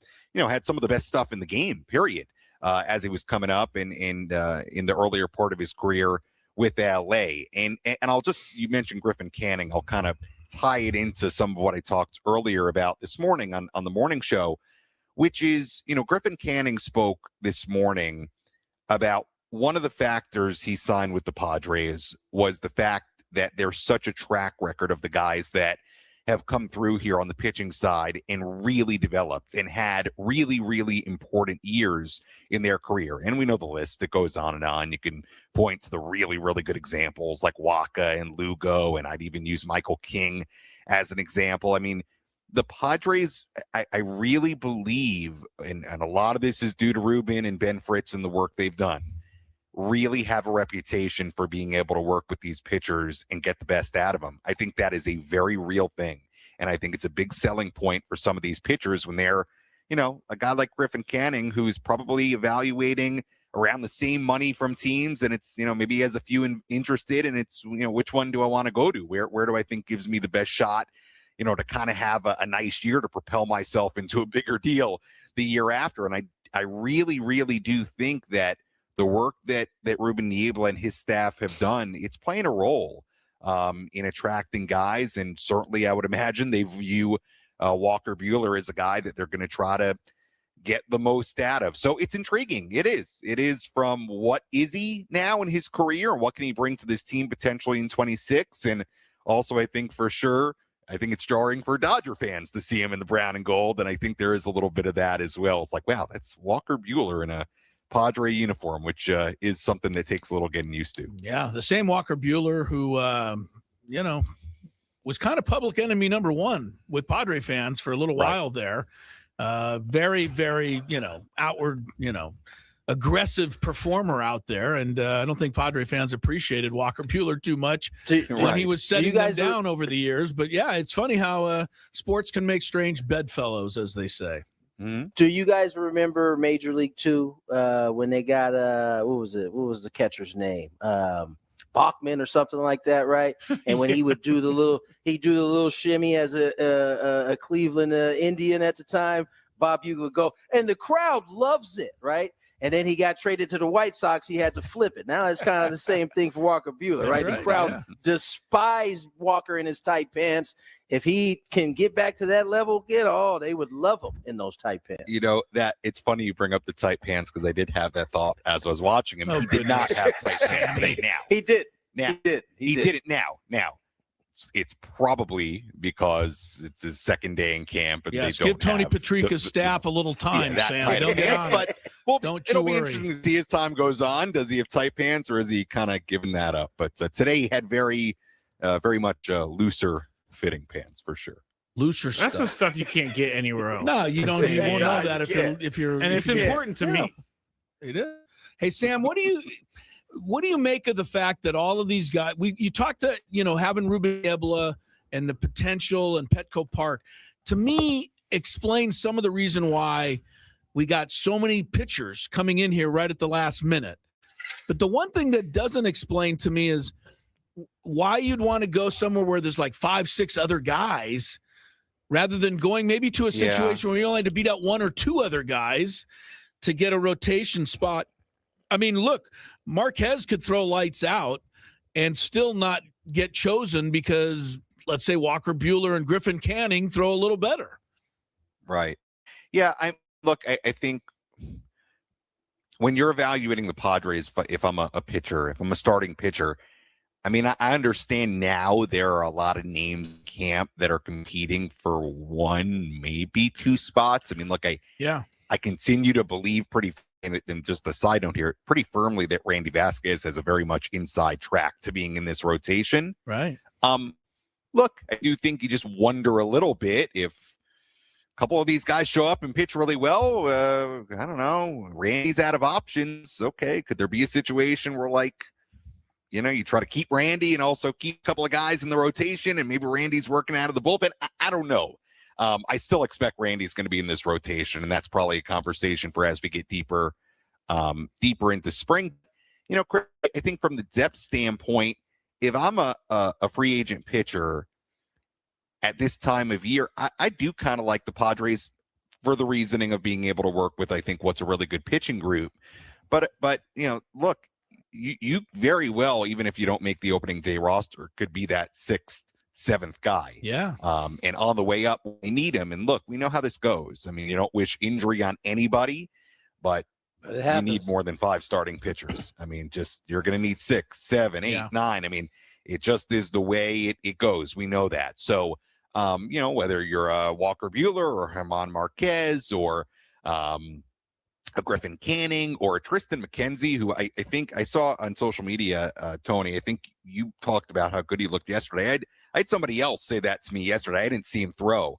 That he looked really good yesterday. He did. Look, those guys I think are very well, even, and not everybody's going to make the opening day roster, but I think those guys are going to be there kind of outside as far as guys that are right there for depth when they need it. So look, the Padres don't, and this is unlike a lot of other teams, they don't have young pitching prospects that are like ready. I mean, maybe the closest guy would be this Miguel Mendez. Yeah. I don't know how ready he is or not. He still only has made a handful of starts at AA. So, from that perspective, it's not like you're competing against, kind of top prospects, pitching types that are right there. They're not. So I actually think it's pretty attractive because you may be in the group that's relied upon at some point.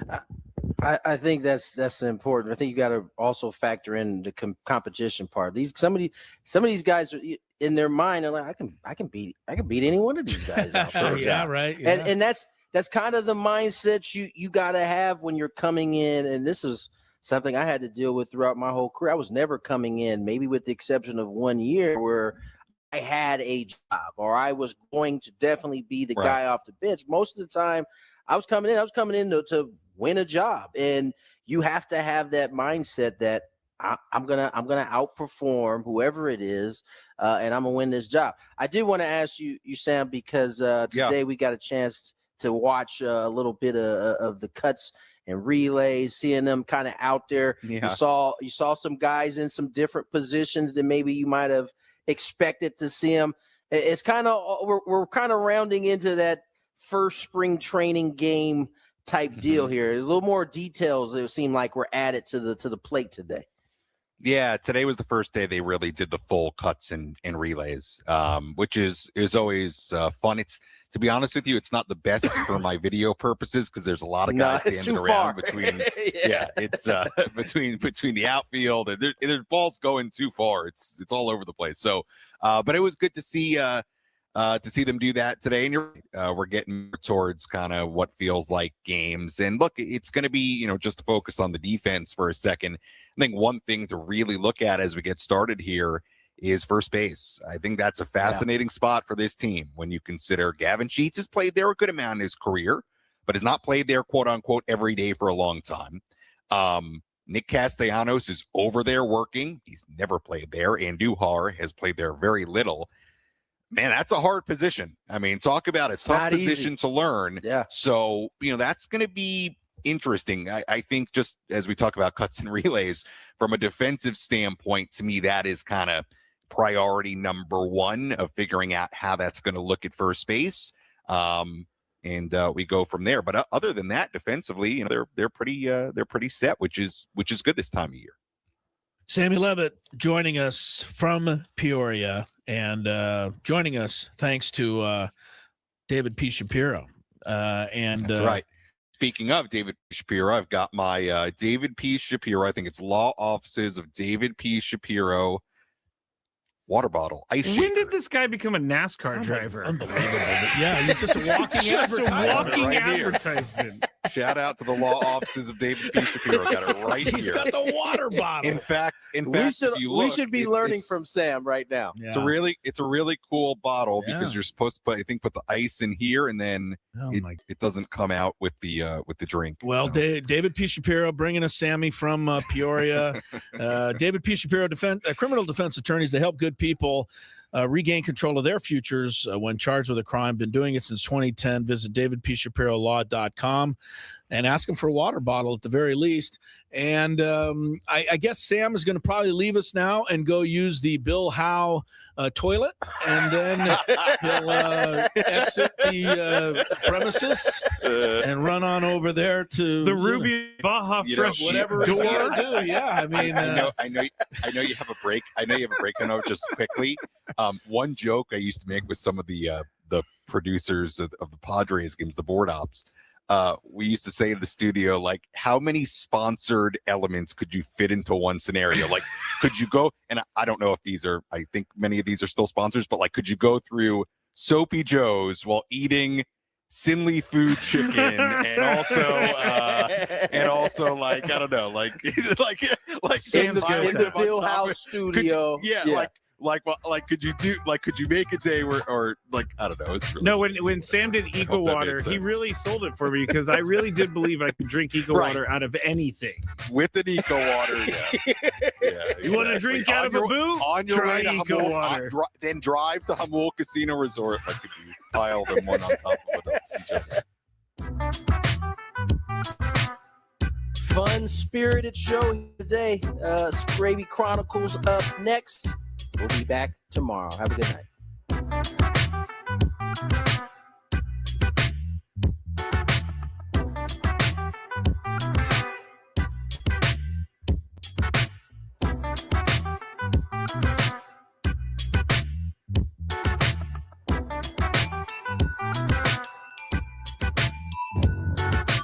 Tony Gwynn Jr. here from Gwynn and Chris.